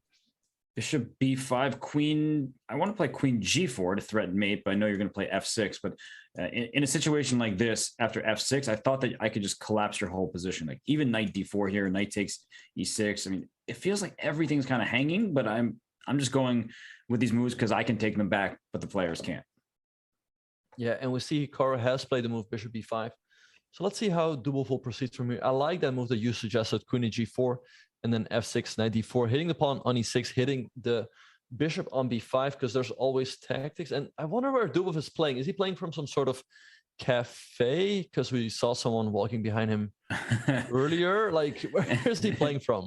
I don't know. I just saw somebody walk behind him again. So yeah, it seems like a bit of, there's more people back there. Yeah. Yeah. So actually, that's a good point. But these games are played on, as you know, on a private server. So they can watch the games over his shoulder, but you can't watch them online. It's just for fair play purposes to make sure that the integrity of the event is upheld. And of course, these players are superstars and we don't suspect anything, but just to make sure with so much prize money at stake that the players don't even have to worry about that kind of thing. Indeed. Yeah. So Dubov must realize here that there is something in the position. Wait, now is he playing from a shisha bar? I can see a lot of smoke now. I just saw that too. Yeah. Oh, well. Wait, do you remember? I think it was Feraseev who, I think he played from a shisha bar. Like he was playing Hikaru or something, and then he just took, I don't know even how to call it, but like he took a hit. He took a hit. Yeah. Yeah. No, some players, they like to have a good time on and off the chessboard, and queen g4 is not leaving black with a particularly good time. I guess f5 also defends against the checkmate on g7, so that's possible. But oh gosh, you never want to play the move f5 like this. Yeah, that weakens the dark squares permanently. But I guess Hikaru must realize that if he goes f6, then knight d4 is what Dubov's looking at, and there's got to be something there for white because everything is hanging in the black position. Yeah, just to show, like knight takes b5, queen takes b5. Oh, great, black's up a piece, but after queen e6, oh, not even the right move. I thought that would just be the winning decision. Oh my gosh, the eval bar is just like, oh, bishop d5, because of course this is a ridiculous tactical sequence where the bishop on b4 is hanging here, and if you take with the pawn instead, there's rook c7 leading to checkmate, because the queen jumps in. What a ridiculous sequence. That is quite insane. Yeah, after rook c7, apparently there's no defense. There's no way to defend the pawn on g7. So, I mean, I would be quite impressed if Dubov would find that. I wonder if there's maybe an easier way for win as well. Yeah, I mean, f6, I just assumed that I would just win the knight back on d5. But of course, the evaluation bar says, nah, you're wrong. That allows black to escape. But yeah, you don't really want to see this knight hop in the center like this. And maybe, I mean, from the point of view of trying to calculate a way to survive from black's perspective, from Hikaru's perspective, like you see that queen takes e6, queen takes d5, you may just eliminate the possibility because you're like, okay, then it's going to be a couple extra pawns for white. It doesn't look good. But in fact, the pawn e2 was hanging at the end of those variations. Indeed, yeah. But on the other hand, what other move does he have, right? Because, I mean, f5, as we discussed, looks very, very ugly. G6 doesn't look pretty either. Oof. And those are the only three moves he has, which stop checkmate. And he plays f6. And now f6. It's up to Dubov to calculate all this because knight d4 feels like the move, right? That just was my intuition. But if you don't play knight d4 and move your bishop, then your e2 pawn is just hanging. So you kind of have to find this idea. Right. So I was wondering, after knight d4, pawn takes e5, are there also other possibilities for white, like knight takes e6 or queen takes, maybe there's queen e6, but then I guess you just move the knight, and it's not that bad for black. Right. You get the two money pieces. And he has played knight at d4. Mm-hmm. If he sees knight takes b5, bishop takes d5, I am going to be even more mesmerized by Daniil Dubov's play than I already am. This guy is like a tactical wizard. He has such great ideas in the opening, but to see that, oh my goodness. Yeah, makes you wonder what those waiters are saying at that bar where he's at. And Hikaru has captured on e5. So let's see if he goes for it with thing on b5 and thing on d5. I was just joking, of course. Dubov is an extremely strong player. And of course, he wouldn't risk his entire reputation in a tournament like this. No. And, you know, honestly, if he plays knight takes b5, I'm going to try to figure out where he is. And I think they're going to have to send him the champagne, because that is just a wonderful tactical sequence of, you know, taking this. You're like, what are you doing? You're down a piece. How are you just taking material and trading off your remaining attackers? It's all about bringing this rook to c7. A rook on the 7th rank is always extremely dangerous for the enemy king. So getting this rook to c7 is what the lines we're talking about. That's all that it's about. Yeah, no, I would be extremely impressed if he finds it, but I think he has to, because as we discussed, queen e6 probably still leads to an advantage for white in the endgame, but I think black has pretty good chances to hold there with the minor pieces against the rook. That's right. If you want to play no risk chess, you go for queen takes e6. And that's, what he's going for. Yeah, the notion of bishop takes d5, it's not what we think about in the position. Like in this one what we were talking about before, you don't ever think about this move, bishop takes d5. It doesn't come to mind. Queen takes e6 is like the natural play, but as we were talking about before, you take this knight on d5 and then you lose the pawn e2, and black is doing just fine. So I get exactly why he missed that sequence. Indeed, yeah. So they've traded the queens on e6, and now Hikaru, where do you think he should go with the knight? He can go to e7, b6, or f6. Those are the 3 squares that make sense to me. Maybe b6 so that the rook can never come into c8. Oh, I thought you were saying just because 3 minor pieces in a row looks cool. Yeah, that as well. But actually, it looks cool, but it could also walk into some tactics. If white gets, let's say, rook c7, rook b7. And he chooses knight e7. So that was your first instinct, knight e7. I think it's a good choice. You're covering the c8 square. Your knight shields your king from checks, and just, you know, the 7th rank is closed off. But now it's about having a strong defensive resourcefulness here for Hikaru. So e3 is a good move. You don't want to lose your pawn. But what's white's plan? I think at some point white's going to try to push pawns and maybe activating the rook with rook a1, rook a. But then what? So Benjamin, what are you seeing here for white, where you can play for a win? Yeah, I like rook a1, or maybe rook c7, threatening rook to b7. I guess he just has to bring the rook in, target one of the bishops, because if the bishops move out of the way, that would enable him to start pushing that b pawn up the board. And I think ideally he would also like to target the pawns on the king side. So he goes bishop f1. I think it'd be a mistake for Hikaru to trade. He has to keep those bishops on the board, because if those bishops come off the board, then it will be easier for white to infiltrate with his rook. So we see rook c4, I guess bishop d6. And I mean, Hikaru is really like, all his pieces are holding everything together here. And also, Hikaru is being a little bit faster. He's built up like a 20-second, maybe soon a 30-second advantage, and that might kick in later. So b4 play, that's a mistake. I was thinking knight d5 because 3 pieces in a row is what we want to see, but also this pawn on b4 is targeted. But I guess after knight to d5, you play the move b5, and if bishop takes b5, looks like a free pawn, there might just be this check, and then the rook comes here and starts gobbling up the kingside pawn. So indeed. So, and actually the problem after the move b4 is like, what do you do after this, right? You cannot move the rook because then you hang your pawn on b4. You cannot play b5 because your rook is blocking the defense of your bishop. So if maybe black just makes a waiting move like king to d8, and how is white going to make progress? Oh, I like king d8 a lot, because the line we were just looking at was, the problem was after check, king d7, your rook's under attack, so you can't take a bishop. But after rook g8, bishop takes f1, you have rook takes g7 check. And this is exactly what white wants. It's to steal all these pawns. And oh, but he has played knight at d5. Oh, wow. Oh, and rook h4 they just play instantly. It's that time travel creeping in, and you don't want to be down on time against Hikaru. For sure. Yeah, we see Hikaru going bishop f8. I think if Hikaru goes knight d5 and knight f6, he has great chances to hold. I don't see how white can easily make progress there. So you were talking earlier how black doesn't want to trade light square bishops. I was wondering if white should have considered bishop h3 before. It's a bit different now, because the rook can be better than a knight and bishop combo when pawns are on opposite sides of the board, where you have some flexibility, because knight is a slow moving piece, but now the knight just has to focus on the king side. Yeah, and you saw that Hikaru offered a draw, but it was declined by Dubov. So Hikaru once again heading for that f6 square. And now how does Dubov make progress? Like, once again, Dubov's up a little bit down a little bit of time on the clock. Okay, Hikaru is going to decline the trade, bishop b6, good move. And I don't see how white can how does he make progress? I don't see it. So at some point, f3, g4.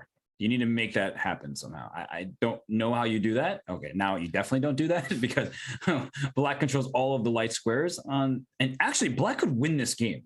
Like if this bishop gets to f3 and then this knight gets to g4 and this bishop like comes around, then white might be tied down. Black is honestly in better shape. Well, I definitely see one way how Hikaru could win this game, and that will be on the clock. Because once again, he has that 25-second time advantage. But I mean, I guess Dubov can force a draw at any moment by going, let's say, rook a8, rook a7 now. Yeah. Yeah, I just don't see Dubov winning this game, because even if somehow he gets a winning position, I guess he will just not be in time.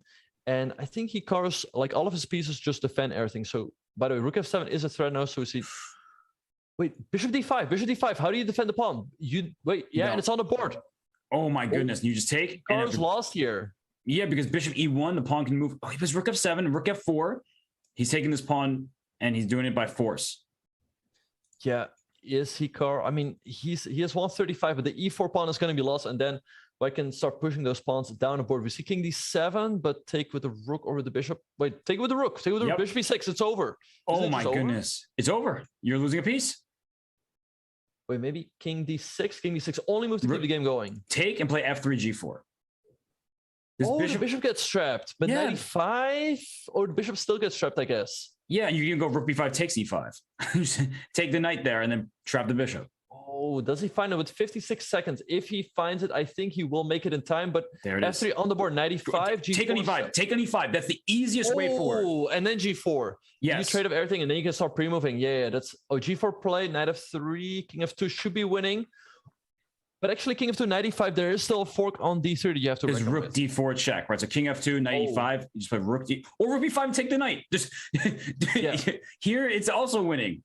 Wait, but 35 seconds. Will he make it in time? He takes knight d3. Oh, knight d3 doesn't work. Captures. Yeah, now just go rook b5, take the knight. Just do that. But that was a big moment, but the knight couldn't get the pawn. There it goes. Oh, and he trades, and now it should be easy to pre-move. e4, king e3, king f4. And I guess he just goes for the pawn on h5 very quickly, and then you can start the king of 4. Actually, okay, king e4. Mm-hmm. King g6 now, king g6, and you're in time. King g6, h5, you can. And Dubov picks up a huge win here against Hikaru, shaking up the standings. Hikaru is still in the lead. It felt like maybe he could hold the draw there, but he blundered the e4 pawn, and suddenly it was all gone. And this move, knight d3 check, it does pick up the rook. No, these players didn't miss a simple fork because the king moves, you take here, and you don't take the pawn because then the king is in the square. You don't want to do that, so you play h6, and you can't stop the pawn now. So that is why Dubov allowed the knight fork. It was not available to Hikaru for the reason you see in front of you. So are there any games still going here? There are a couple games. Big fish. There's a king on d8. This is going to be time scramble. Big fish down. Couple seconds on the clock. We saw Mishinik, his mouse skills yesterday in the bullet chess qualifier. Is he going to be faster here than Big Fish? Well, Big Fish missed queen d8 check because he's just moving quickly. That's what he's doing. He's not focusing on. Oh, but the Mishinik chess. is way too slow. He took like 5 seconds there for that move. And then Big Fish returned the favor. He's moving really slowly now. Right, we see Mishinik moving up the board here slowly. Oh, Queen of might have lost instead of won. To be very careful about trading queens.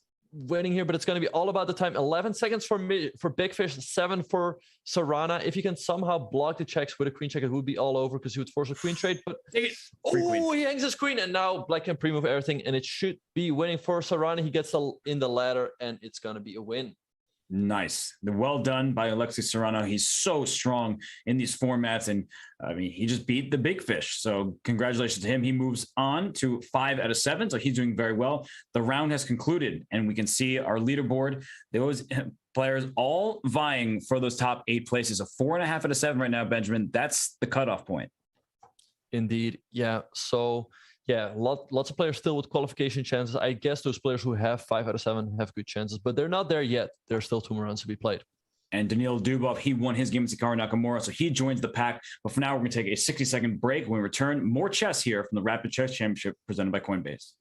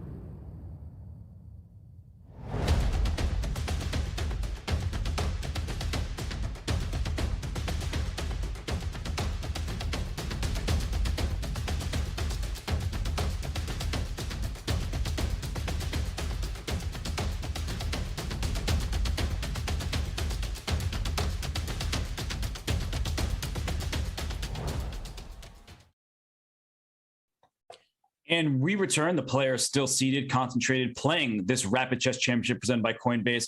And it is just anyone's chance at this point because 8 spots up for grabs for tomorrow's knockout. And players like Fabiano Caruana, who you see on the screen in front of you, he's facing off against Dubov. So Dubov beats Hikaru, and the road does not get any easier in this tournament.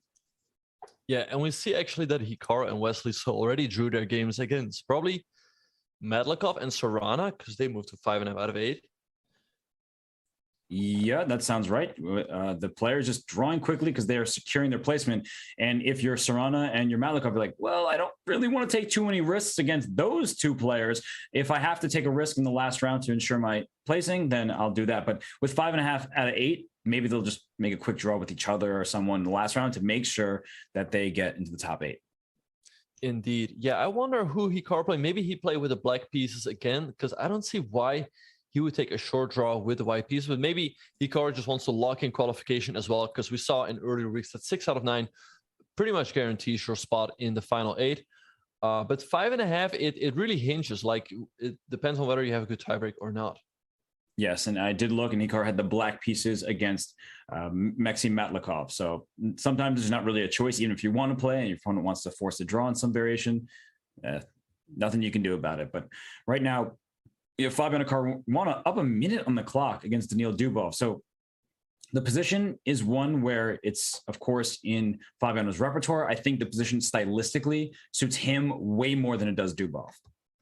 Indeed. Yeah, the bishop on b7 now is also kind of passive because it's blocked by the pawns on d5 and e4. Also, the bishop on e7 is fairly passive.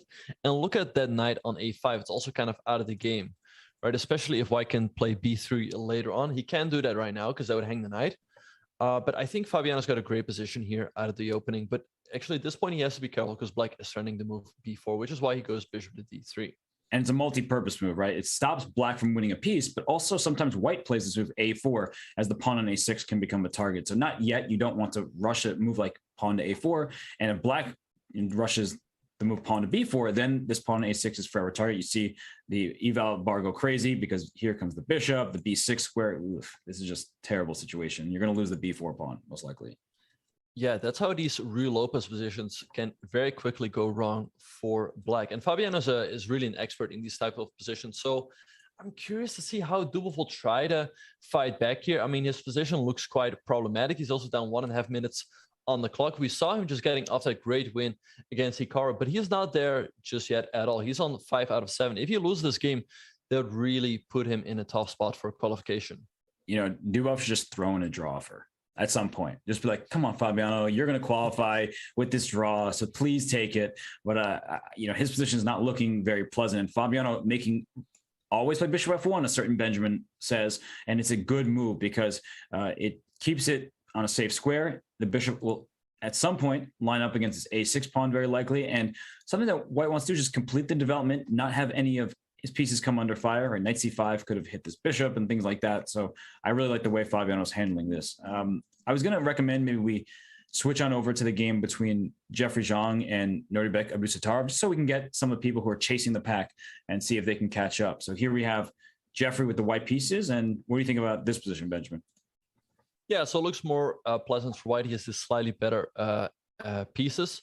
And I think wasn't Abdusattarov on something like 4.5 out of 5. So I guess he just lost 2 games in a row here. 4.5 out of 7 is still a good score, but he probably needs one more win to make sure he qualifies.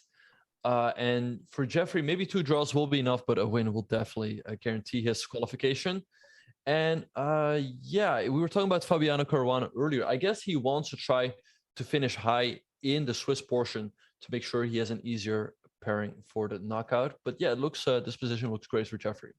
Right, because this bishop on e6, kind of an awkward square. If you take, you invite either a doubling of the rooks or an improved knight, which attacks the queen. So even finding a move right now for black is not so easy. Like rook to d8 comes to mind, rook to c8 comes to mind. But when you think about moves like that, white's play looks much easier. This knight can hop forward. This rook can at some point come to d1 if you want to. And yeah, it's not looking very fun for black. Indeed, yeah. And Jeffrey's also up a minute on the clock, which really indicates that his position is easier to play. So let's see what Norbek will do here. It's not easy. There's always that pressure along the long diagonal. So yeah, it looks very nice for Jeffrey. And he takes on c4. So he decides to trade, bring his queen to d5, and that probably was a good decision. Actually, the eval bar went down a bit. So rook takes c4 probably approved of a little bit more than knight takes c4, but white still with an advantage. And how could you reject knight takes c4 when it hits the queen? It's like an automatic recapture. Yeah, you would have it pre-moved in a blitz game. But yeah, queen d5 looks like a great move from Norbek. I guess he wants to put the queen on b5 where it cannot be challenged, and it creates a pin along that diagonal. So things are suddenly not so easy for Jeffrey. We see him here on the main screen. He's looking very, very focused. He probably realized that, okay, if I win this game, I'll qualify for tomorrow's knockout. So this game is of great importance to him. And, he needs to play a bit of psychological chess in this game because he sees the standings. He knows that Norbek is a half point behind, and you can't force a win. So, in this position, if Jeffrey offers a draw, I think that Norbek, he would very likely take it because white is the side for choice. But now all of a sudden, a move like a5, and we're going to see liquidation, I think, and all these pieces are going to come off the board. So it's just even. So I wonder if Jeffrey was playing it safe from the beginning, knowing that his opponent, like at some point, wants to play for a win. I think that's quite likely, yeah. But I think he still has a slight advantage here. I like the move king of one. So if the queens get traded, he should be slightly better because he's controlling the c file and the d file. It's difficult for black to create counterplay. He goes rook to c8, maybe knight to e5. And once again, the endgame is still quite unpleasant for black. Yes, I think that, I would have played a5 because I just want to trade some pieces. Your point is well taken. Let's say we trade the queens in this manner, and then we trade knights. And yeah, let's just trade everything. This is going to be good.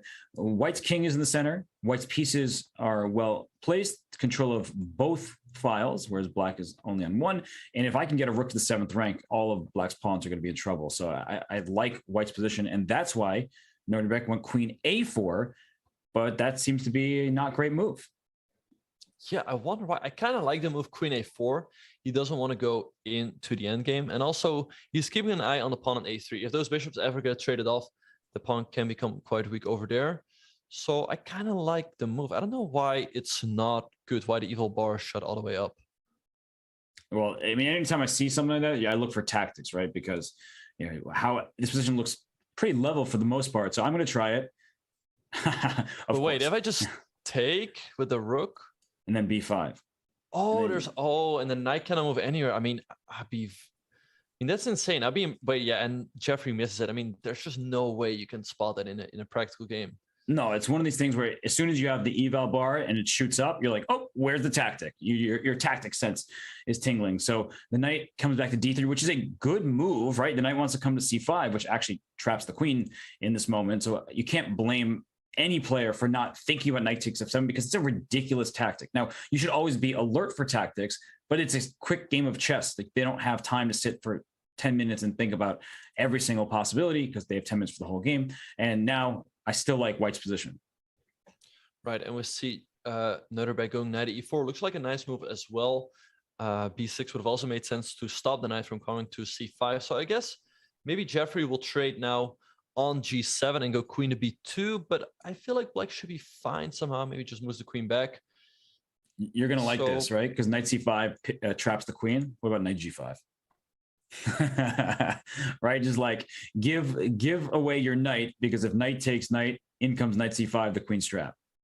That is insane. Yeah, and I guess black just doesn't pick up enough material. He could take on b2, but we take on a4.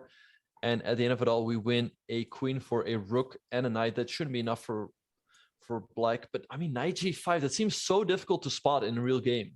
Well, people always ask me, does commentating help your chess at all? And I say, honestly, sometimes it does, because when I commentate, right, when we commentate, we talk about all these ideas, and we were talking about, the knight came back to d3. Why? To trap the queen. So saying these things sometimes makes you see the board more easily. And he does take on g7. It just wasn't on his radar. But we also have that eval bar going up and down, letting us know that there are things there.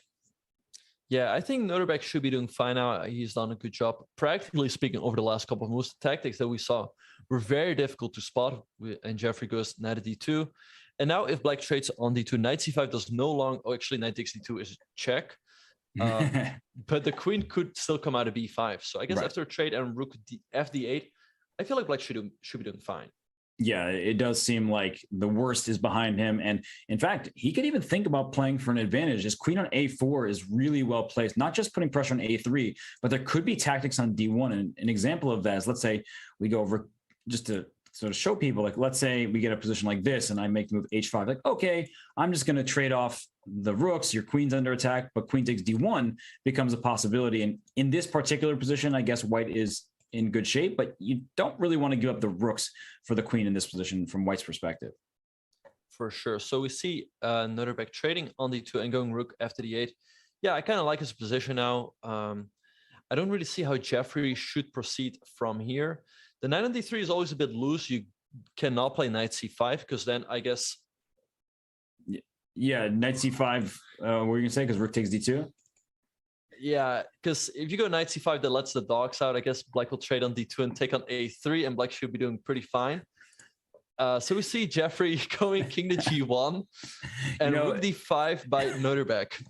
So I'm gonna, ruin the fun that we're having. Nobody else could hear that except for us. So our producer's dog barks, and so that's why that reference was very funny.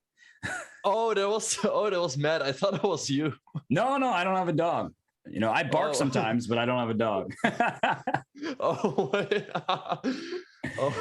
That's pretty funny. Everyone must be wondering, like, what are they talking about? But no, I think they're proud of you for making a great pop culture reference of who let the dogs out. And we see Jeffrey going for all the trades here. This should be a draw, right? But black is probably better, right? If you trade here, does black's king get there first? No, I guess not. I thought the king could like sprint to c4, but the white king is very close. And actually, yeah, when you do play king e6, we can also go knight to c3 and the entire king's path is blocked. And we're seeing this. King d3. Oh, and it's all on the board. Yeah, I guess we're going to see a draw here shortly. The position looks completely equal, but I mean, you never know what's going to happen. Okay, well, we're going to the Fabiano game because I just caught that one out of the corner of my eye, and look at this. Ooh, he's crushing Dubov. I mean, isn't this just going to be checkmate? And I mean, yes. And the way it happened was right here when bishop b5, queen f6, and knight h5. The king lost its ability to escape. The rook keeps it trapped in. So queen g7 mate is threatened. You have to take, and then rook e3. You can't move this knight. Your queen's hanging. This is wait, but doesn't he have knight e4? And if you capture, take the rook on c1, or is it still just going to be checkmate? I guess, yeah, you take, you have to take this rook on e3 now, otherwise the rook comes to g3, and in this position, your king is still just in miserable shape. Yeah, I guess that should still be great for white. I mean, the pawn on d6 can fall any moment, and indeed, as you mentioned, black's king is still in very bad shape. So, yeah, I guess Fabiano is going to pick up a great win here. Maybe he can win the Swiss portion, which should give him an easier pairing for the knockout.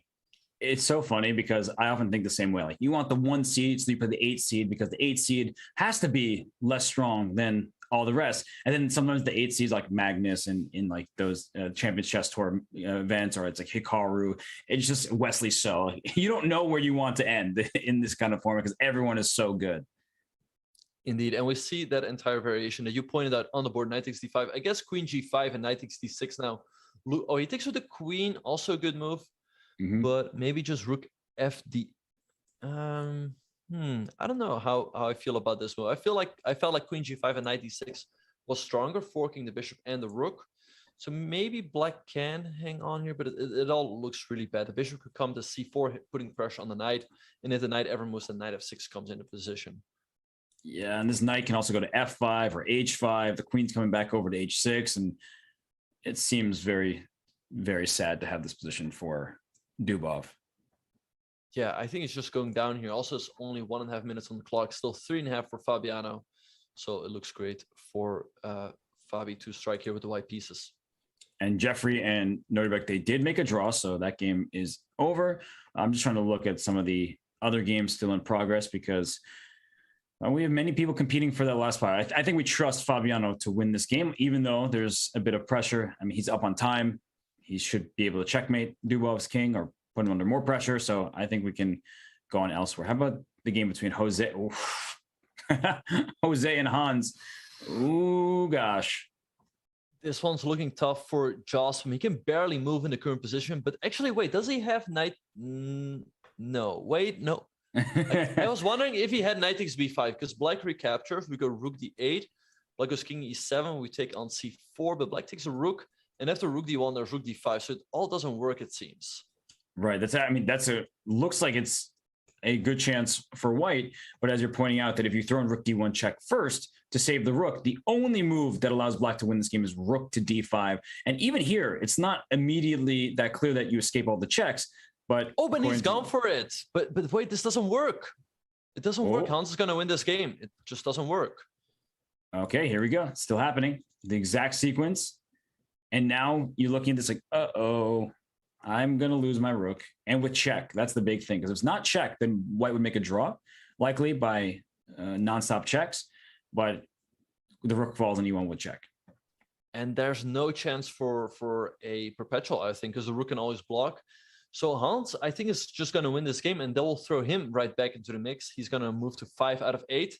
And if he wins the last round, he probably qualifies. Wait, what just happened? Did you see that? Oh, wait, how? Oh, maybe queen b7 was a move, and then queen e5. Oh my gosh. Don't allow the rook to block. Yeah, don't allow the rook to block. But as soon as the rook blocks, it's a done deal. And the king, well, okay. Wait, it's a good draw again. Don't go. Wait, can you go rook d6 or queen e8? King d5? Queen b5. King e4. Queen e2. Oh my gosh, it's a draw. So Hans goes queen e5. Don't take the rook because queen c1 is checkmate. But wait, how is it a draw for Jocelyn? Maybe queen b5. Queen b5 and then queen e2.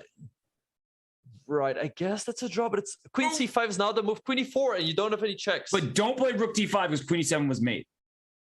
Oh. So now, apparently, king e3 for Hans. And Hans is going to win this game because now the king can easily shelter on the king side, I think. What a game. Yeah, try to run away this way. Oh my gosh, that was wild. Oh, he went back. Back, okay. And Jocelyn offered...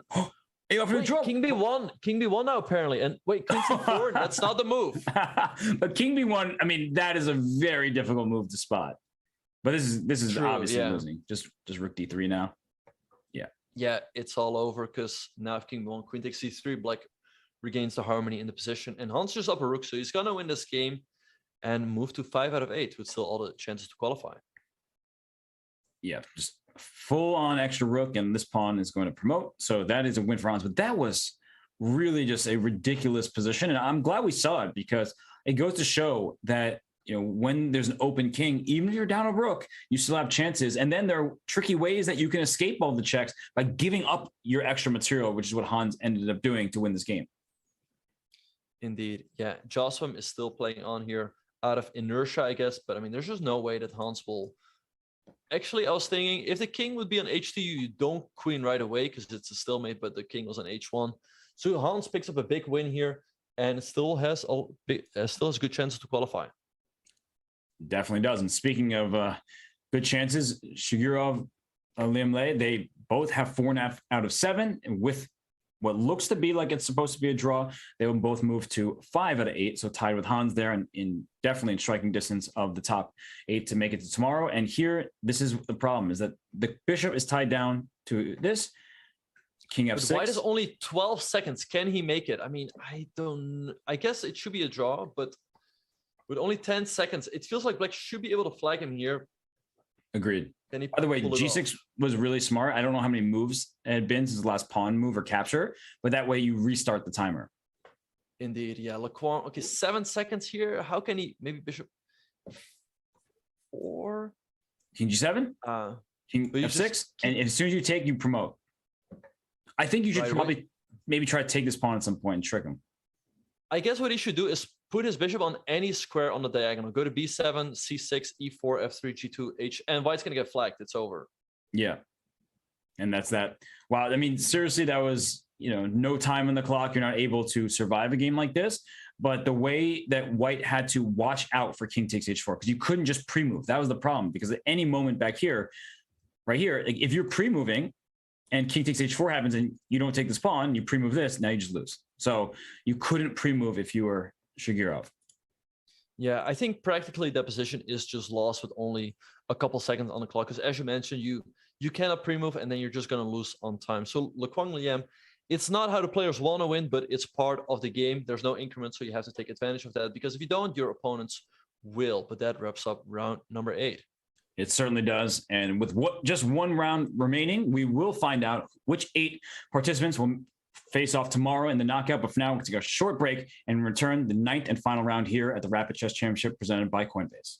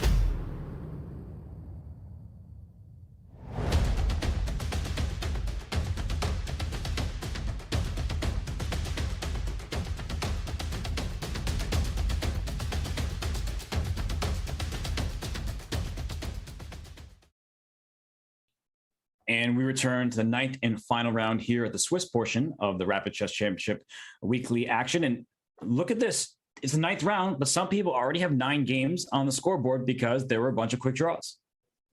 Yeah, Fabiano Caruana and Wesley So already drew their game, locking in their qualification and a nice seeding number. Fabiano Caruana probably is going to win the Swiss portion unless Hikaru wins.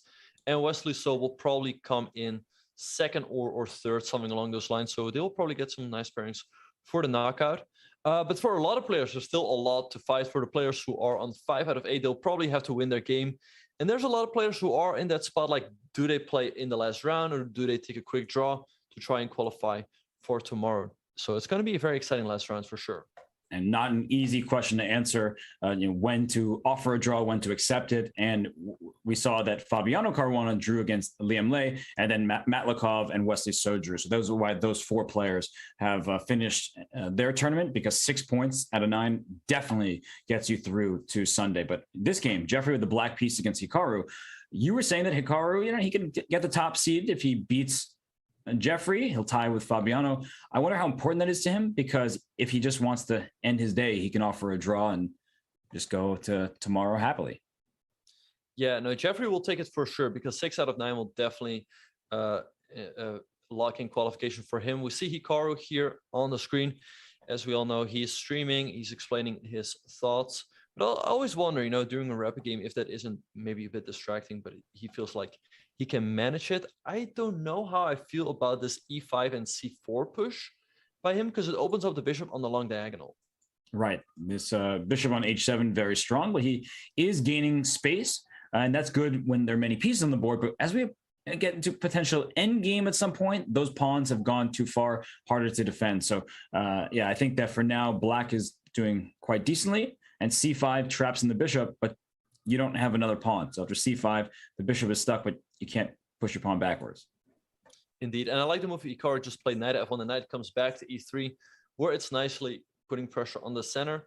But also, wait, maybe he can play c5 now. The bishop would get locked in, and then you can go knight to c2. And I think black would be forced to give up that bishop on the long diagonal for the knight, because otherwise you're going to take on b4, and then after queen d2, that is going to be lost. So Hikaru goes for it. So I think bishop takes c2 is forced.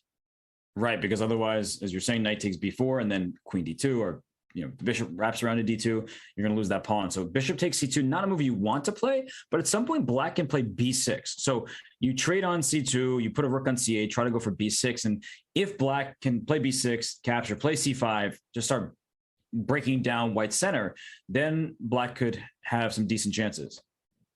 Right. And actually, I was just thinking, I really like the move Hikaru just played, rook ac1, because he's discouraging the move b6, because he's adding another attacker towards the pawn on c6. So that's why Jeffrey plays rook a8. I think a good move, he has to try to get in b6 sooner or later. But what Hikaru could do in the meantime is go f4, bishop h3, and f5. If black goes g6, maybe we just go g4 and f5 and put a lot of pressure on that side of the board. And that's exactly why Jeffrey's defending his king preemptively. And people say, what do you mean defending his king? Is going on the other side of the board. But that's often how you defend the best. You are trying to create other problems for your opponent. So it's not like Hikaru can just bring his queen over, then his b3 pawn will be loose. But what Hikaru does want to do is what Benjamin was saying, f4, f5, ideas like that. Maybe bishop comes to d3 to try to orchestrate an attack over here. But it's just not going to be easy, as white needs to keep the c5 pawn defended. And I was wondering, like, almost can you decide to take on c5? Like right here, could you get this position? I think it was definitely worth consideration, because if white recaptures on c5, you can take the pawn on b3. So of course, difficult to evaluate, because white gets the two bishops and the pawn, black gets the pawns, but the pawns are blocked here. So it's understandable that Jeffrey did not go for it. He played rook to f8. Do you think he's looking at f6? I guess so, right? I would imagine so, but it's a hard move to play because you're opening up this bishop. But he really seems intent on first b6, now f6 is what his idea is. But I don't like it. Something tells me that it shouldn't be played. Right, because if he goes f6 and white trades, the pawn on e6 is always going to be weak. So that's why Hikaru goes bishop h3, discouraging that f6 push. And once again, if Jeffrey doesn't do something quickly, Hikaru's position is going to be quite pleasant to play. I guess he's going to go f4, prepare f5. And once again, what is Jeffrey going to do? Unclear, and he's down a lot of time. But since this is the final round and we know Hikaru is going to make his way through, let's try to focus on some of the other games as well. I'll keep an eye out on every single game, but the game between Caruana and Abdusattorov, this one is pretty interesting, with a bishop on c3 dominating the dark squares, and there's all sorts of mating ideas. The queen coming to e5, the piece leaves the back rank, there will be a checkmate back here because the bishop cuts off the king. So do you believe in white's position despite being a pawn down? Yeah, I think he should have very nice practical compensation, because black's dark squares are always going to be weak around his king. And we have an interesting situation here where Michanik has 5.5 points. A draw will probably be enough for him to qualify, but Nodirbek probably needs to win here with the black pieces. 5.5 out of 8, 5.5 out of 9. I doubt that will cut it. So maybe he will take some risks to try to win this game. Yeah, just looking at the scoreboard right now, up to 7th place has 5.5 out of 8. So yeah, 5.5, probably not a score that will, maybe one person can get through with 5.5, but it's not good to rely on tiebreaks. So rook d3 played, rook b8 check. The rook has to, I think the rook has to go back. I guess so, yeah. I guess the rook has to go back indeed. Well, he's thinking, which means he might be considering bishop c8. Bishop c8, but if rook takes a8, queen take... Wait, does that work? Queen c... Oh my gosh. Queen c3? Wait, that is insane. I really only saw it because he was thinking. Because to me, it's like, what are you thinking about? You just bring your rook back to d8, but that means there's another move, and thus you can't take, we were talking about this before, so by process of elimination, what was he thinking about? It's the move he played in the game, bishop c8, and Caruana is shocked. Yeah, he pauses here. I wonder what white can do. So white has some options here. I wonder if, okay, so rook takes a8 is the obvious move. Black has to go queen takes c3 to get that bishop off the board. And after rook takes c8, there's still king g7. But I feel like white should still be doing fine here, right? I guess you trade on d3, maybe you take on c6, and I guess it's a draw, right? But white probably has the more fun side of what should be a draw with best play. But when rooks start teaming up against pawns, it can get iffy. True, yeah. Yeah, I guess, yeah, it should be a draw one way or another. I guess white doesn't have a move like queen e5 because black probably has f6, right? Shutting down the diagonal. Right, like everything is hanging, and after queen e5, you can take this bishop, but then we trade queens, and then you lose your rook, and then the bishops, you play f6, and then you win the game, of course. Indeed, yeah. So Caruana has to calculate here, but I guess he will figure out that rook takes 8 is his only real option here. And I guess the game will end in a draw with the 2 rooks versus the queen. So Yeah. what other games do we have? Let's go to the game between Dubov and Hans Niemann. That one is important for the standings because those players have 5 points, so they need to win their games. And what's going on here? We have a hanging pawn structure. How do you feel about hanging pawn structures? Yeah, generally I like playing against the hanging pawns because it's easy to attack them. However, I kind of like Hans's position here, especially given the fact that white has this pawn on a3, which makes his pawn on b3 weak. And also Hans's position looks fairly active. He's also up a minute on the clock here, so I think he has great chances to maybe potentially try and win and qualify for tomorrow. And knight f3 played, which leaves the pawn on b3 loose. And I guess if queen takes b3, there's always rook b1 that you have to look out for because of the loose bishop on b7 and discoveries. But bishop f8 calmly played by Hans. And okay, I don't know what you can do about this b3 pawn. I don't see it either. Yeah, it looks pretty pleasant for Hans. Yeah, just defending that pawn. Okay, he goes bishop a1. So if black takes, there's rook b1, hitting the queen and then the bishop. So you don't want to take that pawn for sure. So then what do you do instead? So one of the ideas that is always an option in hanging pawn structure is this move d4, but it could be a bad move, of course, but you need to look at that move. It opens up the bishop. He instead brings his bishop to a8 because he's attacking the pawn. But now this knight gets into e5 and white's pieces are inching closer and closer to the black king. So I would think about knight e5 giving up this b3 pawn because there must be some tactic on f7 at some point. Right, yeah. We see him going rook b1, a bit of a passive move. Yeah, I kind of like knight e5. There's also options of going maybe knight d7 and knight f6. At some point, we see Hans going queen to b8. I still like knight e5 because the knight can also swing back to d3. We see him going h4 instead. h6 by Hans. I mean, knight e5. We're begging for the move now, but it's so good because of the idea you pointed out. Knight d7 hits the queen, hits the bishop, and threatens the fork on f6. So knight e5 looks really strong. Right, yeah, he's played the move h5, but I don't know how I feel about the move because now black can maybe sometimes plan the knight on g5 in case white moves the knight. We see Hans going queen to a7. Maybe he's looking at the move d4, creating a passer and shutting down the bishop on a1. That's right. This bishop is a very strong piece, but it won't be so strong if there's a pawn in its path. But that's you have a pass pawn for black, but you also will have an isolated pawn. So that's a trade-off that's not always clear. And not to mention that if d4 takes, how are you going to take back on a? Probably with the rook to keep the d4 pawn defended. But in this situation, is the pawn strong? Is it just going to be attacked? The a3 pawn is also threatened. So yeah, I do like this for black. Yeah, and there's also one more thing that can be quite worrisome for Dubov, and that's a time situation. He's almost down a minute here on the clock, and we saw Hans competing yesterday in the Bullet Chess Championship qualifier, and he definitely has some speedy moves. But we see him going king h7. It's a very interesting position. What do you think Dubov should do here? This. Like, I see a king on the diagonal. I want to play my bishop to c2, so maybe bishop f1. Just bishop f1. That looks like a great move. Yeah, putting the bishop on d3, and then both the bishops will be looking at the king with the knight on f5 and the queen on g4. Black could easily get checkmated here. Instead of that, Dubov goes king h2, and now d4 by Hans. Great move, shutting down the bishop on a1. And we see Dubov going e4, but maybe a4 now by Hans. Because however white, he goes c4 instead, another nice move, because after the trade, the rook can go to c2 and putting pressure along that second rank.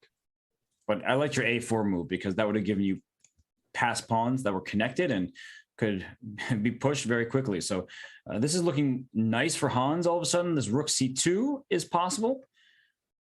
I guess there is this d4 pawn is loose. That's why I played rook to d8. Right, so rook d8, another nice move, defending the pawn. So let's see what Dubov should. I feel like he has to prevent the rook c2 sooner or later. So maybe move like rook d2 or rook e2. But it's looking tough. Also, given the time situation, bishop f1 played. Check. We missed something, by the way. And not about this game, but this is looking very bad for Dubov with the check. But Jeffrey Zhang won against Hikaru. Oh, Jeffrey Zhang beat Hikaru. Wait, how did that happen? Just to quickly show that he won this game, and you see the final position. It looks like he went queen g5, and Hikaru started pushing forward. But Jeffrey was able to then go for the queen side, and now this is under attack. Rook takes b3 is a threat because the e2 rook is loose. So I guess king h1. I don't know like what that move was about. What? He just hangs the bishop. Wait, what was that? Oh, you know what? Maybe Jeffrey was trying to give him an opportunity to repeat the position. I actually think that perhaps Jeffrey played bishop a3 instead of taking the bishop because he wanted to give Hikaru essentially a take back, where you made some mouse slip, right? King h1 obviously isn't an intentional move. It blunders a piece. So he probably played bishop a3 saying, okay, you just go king g2. I'll go bishop b4 and, you know, your move. Yeah, But I really wonder what happened there. But yeah, we'll see. And this makes the whole tournament standings very interesting because maybe now some players with 6 out of 9 will not make it because there are so many players now on that score. That's right. I mean, look at this game here. I mean, we were talking about how Nordebek needs to win the game, but even if he wins, maybe he won't get in. And who's winning? It says equal because obviously in positions like this, it's always zeros. But queen f8 check, you have to play queen g7. Black's up a pawn, and e5 was played. So what white wants to do, I guess if black makes a random move, then white can go queen takes e7. If black takes the rook, white has a perpetual with queen h4 and queen f6. So that's why he puts the pawn on e5. So instead of that, Nordebek trades. And I guess white, king g7 and rook e4 still looks quite unpleasant. I agree, because white is going to have the worst pawns remaining on this board. So black is going to lose the a7 pawn. White has to go for that pawn, I think. I mean, after here, rook a8, rook e4, like you were saying, you take a7, you take f4. You take an e7. Yeah, and there's rook c7 and e6. So the best black could get is someone like rook a4, rook c7 and rook e4, but that's a very easy draw. But Michanik only has 1 minute and 30 seconds. You can definitely try to flag your opponent there, given the fact that you're up a pawn. He should go for that. He should try to flag him in that exact line. Maybe there's something to be said about like rook after king g7, rook a8, rook e4, rook takes pawn e6, just like to keep more pawns and keep the game a bit confusing. But you should flag your opponent here. So why is he spending so much time? Yeah, he's got to move here. And yeah, definitely given the tournament situation, the only chance he makes it into the knockout is if he wins this game. So it will be completely justified if he would try to flag his opponent there. And I don't see another move than king g7, because if you hang f7, then you're going to hang all of your pawns. So he finally plays a rook a8 on the board. I guess rook e4 now, right? Yeah, rook e4 for sure. I think rook e4, e6, just play quickly. He's spending way too much time right now because all of the options, they look about even, but just pick one and use the clock as your greatest asset. Yeah, I guess he wants to win on the board because, yeah, like you said, if it comes down to that 3 versus 2 endgame, then you definitely want to be up on the clock. He goes e6, but now I feel like it should just be a draw. He goes g5, but taking h4. White shouldn't really have any trouble defending this, and it should also be easier to move quickly, I guess. So Michanik should be able to make the draw here. I agree. So let's check out the Dubov game. This one looks even. We'll try to keep an eye on this one as well. But the game between Dubov and Hans Niemann, it's been a really unclear battle. There's a king that can go up to h3 if the queen goes to g1 with check. Not played by Hans. a4 to play on that side of the board. Surprising, but White's trying to strike. Indeed, rook b2. He wants to go rook to b8. Hans takes the pawn, but rook d1. The rook's hanging. d1. Oh my gosh! He just blundered his rook, and it's over. He just hung his rook in one move. What was that? That is shocking, because he was playing a really nice game. But the game is not over just yet. Dubov still has a minute. He still has to win this game, but I doubt that. Bishop d6 now. Bishop d6. You trade everything, and it should be an easy win. That was very, very really shocking. Yeah. I mean, if we just go back to that moment, like I was surprised by a4. I didn't understand, what's happening on the side of the board. But queen g1 is tempting. Yes, the king is safe on h3 for now, but it's over. I mean, just in a move like that, and Dubov gets to go through to tomorrow's action. Yeah, Dubov wins. I guess it will be enough. We'll find out soon. So let's see. Right now, it looks like, okay, Fabiano makes it, of course, Wesley, so Jeffrey Jean. Then with the players on 6 out of 9, I'm pretty sure that Hikaru will make it. Madlikov also looks to be having a good tiebreak, but players like Lequan and Dubov cannot be 100% sure. I guess the question will be whether, let's see what's happening here. Well, Aronian seems to be losing again. Yeah, he needs to win this game. He's down on the clock. He's down 2 pawns, so he's going to lose. And I guess what just happened with Caruana? Is he still going at, or his game just? No, they drew. They drew their game. So yeah, it's going to be interesting to see who will make it with 6 points. Well, I think nobody else can make it to 6 points. And what we're waiting for now is just tie breaks. And that's going to be unfortunate if there's like a bunch of people tied and we can bring up the fuller scoreboard. No, there's not going to be a tie because only Aronian can win his game to tie them, but he was completely lost the last time we checked in. So yeah, it's yeah, I guess we'll just wait for the final tiebreaks to come in. We see here Ariantari winning his final game, but I guess yeah, Fabiano is going to be the number 1 seed. Probably Dubov is going to be the number 8 seed. So they will face off tomorrow. We see here Ray against Demchenko in a time scramble, but I guess Ray's going down because he's done a lot of time, but it's not over just yet. Ray's also very fast, by the way, so don't count him out just yet. But I guess for 3 seconds, he's really fighting the odds here. Yeah, and he's the one who's down on the board, down on the clock, and well, he's not going to be happy about how this game concludes. He's playing super fast. Yeah, but against 7 seconds with only 0.7, you're not going to make it. No, and the tournament's over. In our final standings, we have Caruana in first, Wesley So in second, Jeffrey Zhang in third. So what are our matchups for tomorrow? It's going to be Fabiano against Dubov.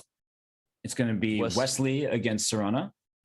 Then Jeffrey Zhang against Maxim Medlikov and Hikaru Nakamura against Lequan Liam. So lots of exciting matches to look out for. Wow. I mean, that is really awesome. But the day is not done just because the Swiss portion has finished. When we come back, Benjamin and I are going to go forward with a Coinbase rapid recap where we analyze one of the best games of the day. You'll not want to miss that. So stay tuned. We'll be back shortly with that analysis.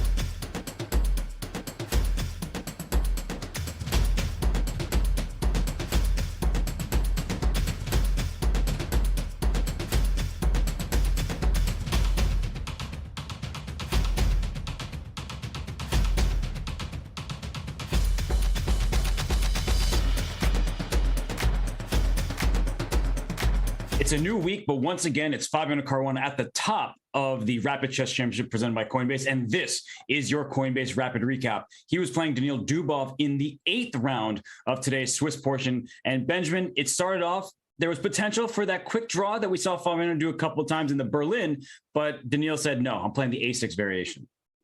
Yeah, he played a traditional Ruy pass. And after bishop a4, knight at f6, castles, bishop e7. Fabiano played this move at d3. So do you think he wanted to avoid the main lines, such as the marshal? Yeah, I think so. Fabiano, he's a solid player. He's a principal player. And I don't think he wanted to get into that type of position against Daniil Dubov. And Benjamin, based on what we saw, it was a position that Fabiano thrives in, but not one that Daniil Dubov typically enjoys. Yeah, Fabiano is a real expert in these Ruy type of positions. So we saw bishop b3, d6, c3, and after castles, the move h3. He wants to push in the center eventually with the move d4 and make sure that the move bishop g4 is never possible from black. So Dubov continued with knight at a5 and after bishop c2, c5. So how did Fabiano continue here in the current position? Yeah, this is sort of the standard setup that we see in these Ruy positions. You play the knight away so you can play c5, but Fabiano says, I'm ready to play d4. And already after c takes, I think this was a pretty critical mistake, Benjamin. It's not a blunder. It wasn't a hang piece or anything. But after rook e8, knight c3, bishop b7, quickly Fabiano said, well, your bishop's not really a bishop after all with the move d5. Yeah, d5, great move by Fabiano. Now the bishop on b7 is passive due to the pawns on d5 and e4. Also, the bishop on e7 is not doing much. And look at that knight on a5. It's also out of the game. So Dubov went rook to c8. Fabiano continued with the move rook e1 and queen c7. Dubov is threatening a little trickier. He wants to go b4, attack the knight on c3. And if the knight were to move out of the way, White would hang the bishop on c2. So what did Fabiano do? Instead of all that, he played the move bishop d3, making sure there's no tactics. Sorry, I clicked ahead to the end of the game. My bad. He went bishop to d3 there. I was like, well, pull up the correct position here. Bishop d3, avoiding that tactic that you were pointing out with pawn to b4. And after knight d7, bishop f1. So this game was about maneuvering at the start, but that's not how it continued. I think Fabiano, he wanted to optimize his piece placement because queen b8, knight e2. What a funny move to see. The bishop just got to f1. Now it has nothing available in front of it. His pieces are stepping on his toes. But after knight c4, in comes the knight to g3. And this is a typical Ruy plan. Indeed, the knight comes to g3. It's ready to attack on the king side. So Dubov played g6 to make sure the knight cannot hop to f5 or h5. But now Fabiano played a good move. He played b3. And now look at the knights. After the knight jumped back to b6, both of the knights are kind of passive. So Fabiano played bishop e3, knight at c5, and queen e2. And he's ready to strike on the king side.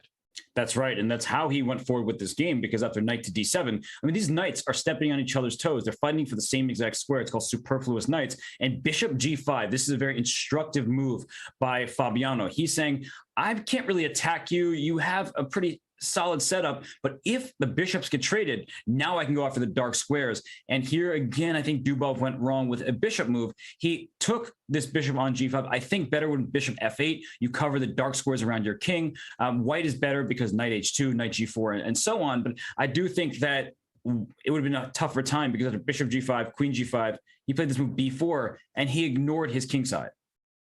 Yeah, I felt like he had to bring the queen back. So Fabiano improved his position after the move b4. He played rook ac1, playing on that side of the board as well. Dubov going queen to c7, trying to bring the queen back to defend. And now a nice move by Fabiano. He played knight at d2. He's ready to put the knight on c4, from where it can never be challenged to put pressure on the pawn on d6. Dubov played king to h8, and now h4, a great move by Fabiano, putting even more pressure on the king side. Yeah, because Dubov couldn't solve his tactical problems by going into an endgame because he still had problems there.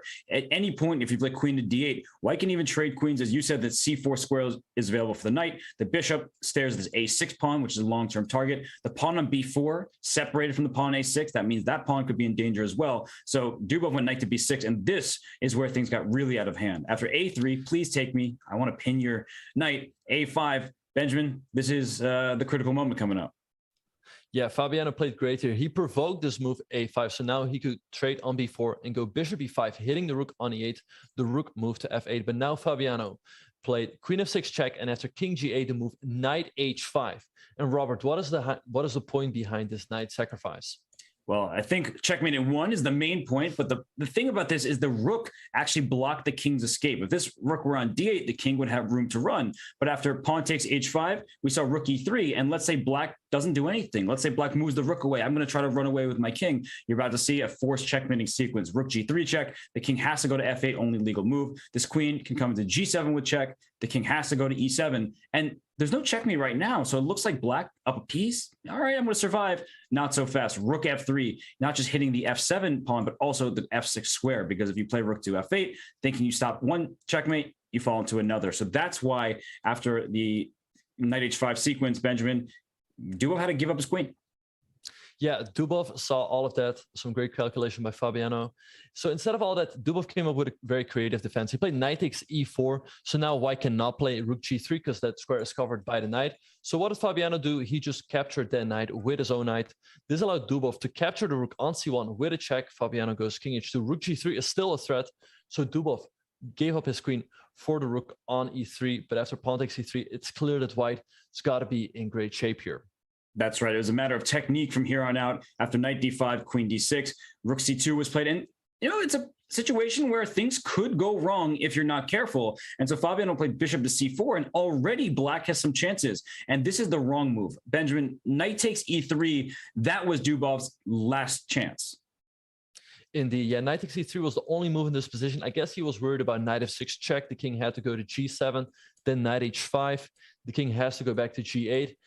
And I don't know. I mean, maybe black still has some chances here. Things look very scary, but the game would have stayed complicated. But instead of that, he played the move knight to f4. That's right. I mean, this really gives black a chance because the white king may suddenly be less safe than the black king. And there are tactics here. There are some actually really beautiful tactics. There where this knight on e3 is loose, and so you can play queen d8 check and then queen g5 check, and you know there's checks here to pick up the bishop. The knight is under attack, so white would still be ahead, but you need to have pinpoint precision. Instead, in the game, what happened was this move knight to f4, and that allowed after knight f6 check, king g7. Sometimes knights are free, and e takes f4. Now white is up too much material. Right, so after pawn takes f4, Dubov captured the pawn on g2 with the rook. Of course, you do not go to h1 because you step into the discovery. So instead of all that, Fabiano played the move to put his king on h3, where it sits perfectly safe. Dubov tried to complicate with the move rook a8, but Fabiano just took on h5. And after king g8, he found a very pretty sequence to finish the game off. And sometimes you need to end the game immediately because this king on h3, not the safest. Black won't be able to make this checkmate, but yes, the king's on the side of the board, not very comfortable. Bishop f7 check, king f7, queen d7, just getting rid of this bishop on b7. And look at these rooks. I don't see tactics like this very often. Indeed, yeah. So Dubov played rook a to a2, but now Fabiano played queen g7 check. Black could not capture the knight on h5 due to queen takes h7 checkmate, so he played king f5. But now Fabiano found a very professional approach of how to finish the game off. Yeah, you could take on g2 at any moment, but he takes on e5, king here, queen g7, and now he takes on g2. Notice there's a black pawn missing from e5, so he said, I can repeat the position and win these rooks for the queen on favorable terms. It's an extra knight, so the game was just a few more moves, and Daniil Dubov resigned after, h5 was played, but the game is over. It's a full knight down. You're also in a bit of zugzwang, your king's caught, and white can just start taking pawns and promoting his. So a nice game there by Fabiano Caruana, and that is your Coinbase rapid recap. So, wow. I mean, Fabiano Caruana slots in as the 1 seed. Really nice game by him. He's just, it seems like he's in his element in the Rapid Chess Championship. Yeah, no, he's been playing great so far. He won last week. The week before that, he also made it into the knockout, and now he's won a Swiss portion, and he will be up against Dubov, the game we just analyzed. So what are our other pairings for tomorrow's knockout? Well, Hikaru Nakamura is the 4 seed on paper, but he is a fan favorite. And of course, he can win this event. He might even be the favorite in the event. But the problem when you're the lower seed is here he's the higher seed in the first match. But let's say Fabiano wins, Hikaru wins, then Fabiano gets the white pieces in the rapid game. And we saw what happened when Fabiano had white against Hikaru last week. But let's not ignore the other side of the bracket as well. Of those two matchups, I'm particularly interested in the matchup between Zhang and Matlikov. Who would you say is the favorite there? Yeah, that one's going to be very exciting for sure as well. I don't really know who's the favorite there. I mean, I guess it's just going to be a toss-up. In the other matchup, Wesley So should be a favorite against Caruana, but Caruana has proven to be in great shape lately. So that one is definitely a match to look out for as well. And Wesley So wants to avoid the upset bug. He did lose in the first round of the knockout last week against David Paravian. So just because someone is low rated does not mean that they are just going to lose. Of course not. This is the Rapid Chess Championship presented by Coinbase. These players are ready to fight, and they're ready to fight every single weekend. Yeah, the Rapid Chess Championship presented by Coinbase is happening every weekend. So it's going to be the February 12th through June 11th. Then there will be a bit of a break, but they will pick up again on July 9th. And after that, at some point, there's going to be a knockout. Yeah, and the break is for the candidates tournament. Fabiano Caruana, Alireza Firouzja, Jan-Krzysztof Duda, and the likes. Maybe Hikaru Nakamura will join them if he can continue his strong showing in the FIDE Grand Prix, but that will be in June. And that's why there is that break between June 11th and July 9th. But okay, the finals will eventually be had in August. So just so much fun in the RCC. Yeah, it's great to see the best players in the world face off every week in a rapid format. So I think we're just spoiled here with all the great chess that Chess.com is providing us. For sure. And in addition to the great chess we see from the players, Chess.com provides some great features. And for all you out there who want to learn and improve your chess, the all-new Classroom is live on Chess.com. Classroom offers the very best virtual class experience for coaches, schools, and students. You can connect with anyone at any time with native video and voice conferencing. Check out the best way to teach and learn at chess.com/classroom. Well, Benjamin, I honestly feel like I was given a lecture with all that great chess we saw today. I took mental notes. I mean, seriously, some of those decisions, that G5 by Fabiano against Alexei Caruana, these things stick out, and I want to put them in the memory bank so I can apply them in my own games. Yeah, no, we saw some great chess today. I hope the viewers enjoyed it as well, but there will be even more great chess tomorrow. So I think we're definitely looking forward to that. Well, I got to thank you for joining me today. It's the first time we've ever commented together, which is sort of crazy to think about, but I had an absolute blast. I hope you did as well. And I want to thank all of the viewers. I know I don't always give the chatters enough attention, but I do appreciate your support. It makes our jobs that much more fun because we appreciate you all being there, showing up, supporting your favorite player. So thank you from the bottom of my heart. And of course, our producer, Matt, as always, crushing it. And Benjamin, I'll give you the last word before we sign off out of here. Yeah, I just wanted to thank everyone as well. Thanks, Robert, for being such a great co-host. Thanks, Matt, of course, for being a great producer. And thanks for all the viewers who make it all worthwhile. We will see you guys tomorrow for the knockout portion of the Rapid Chess Championship presented by Coinbase. See you then.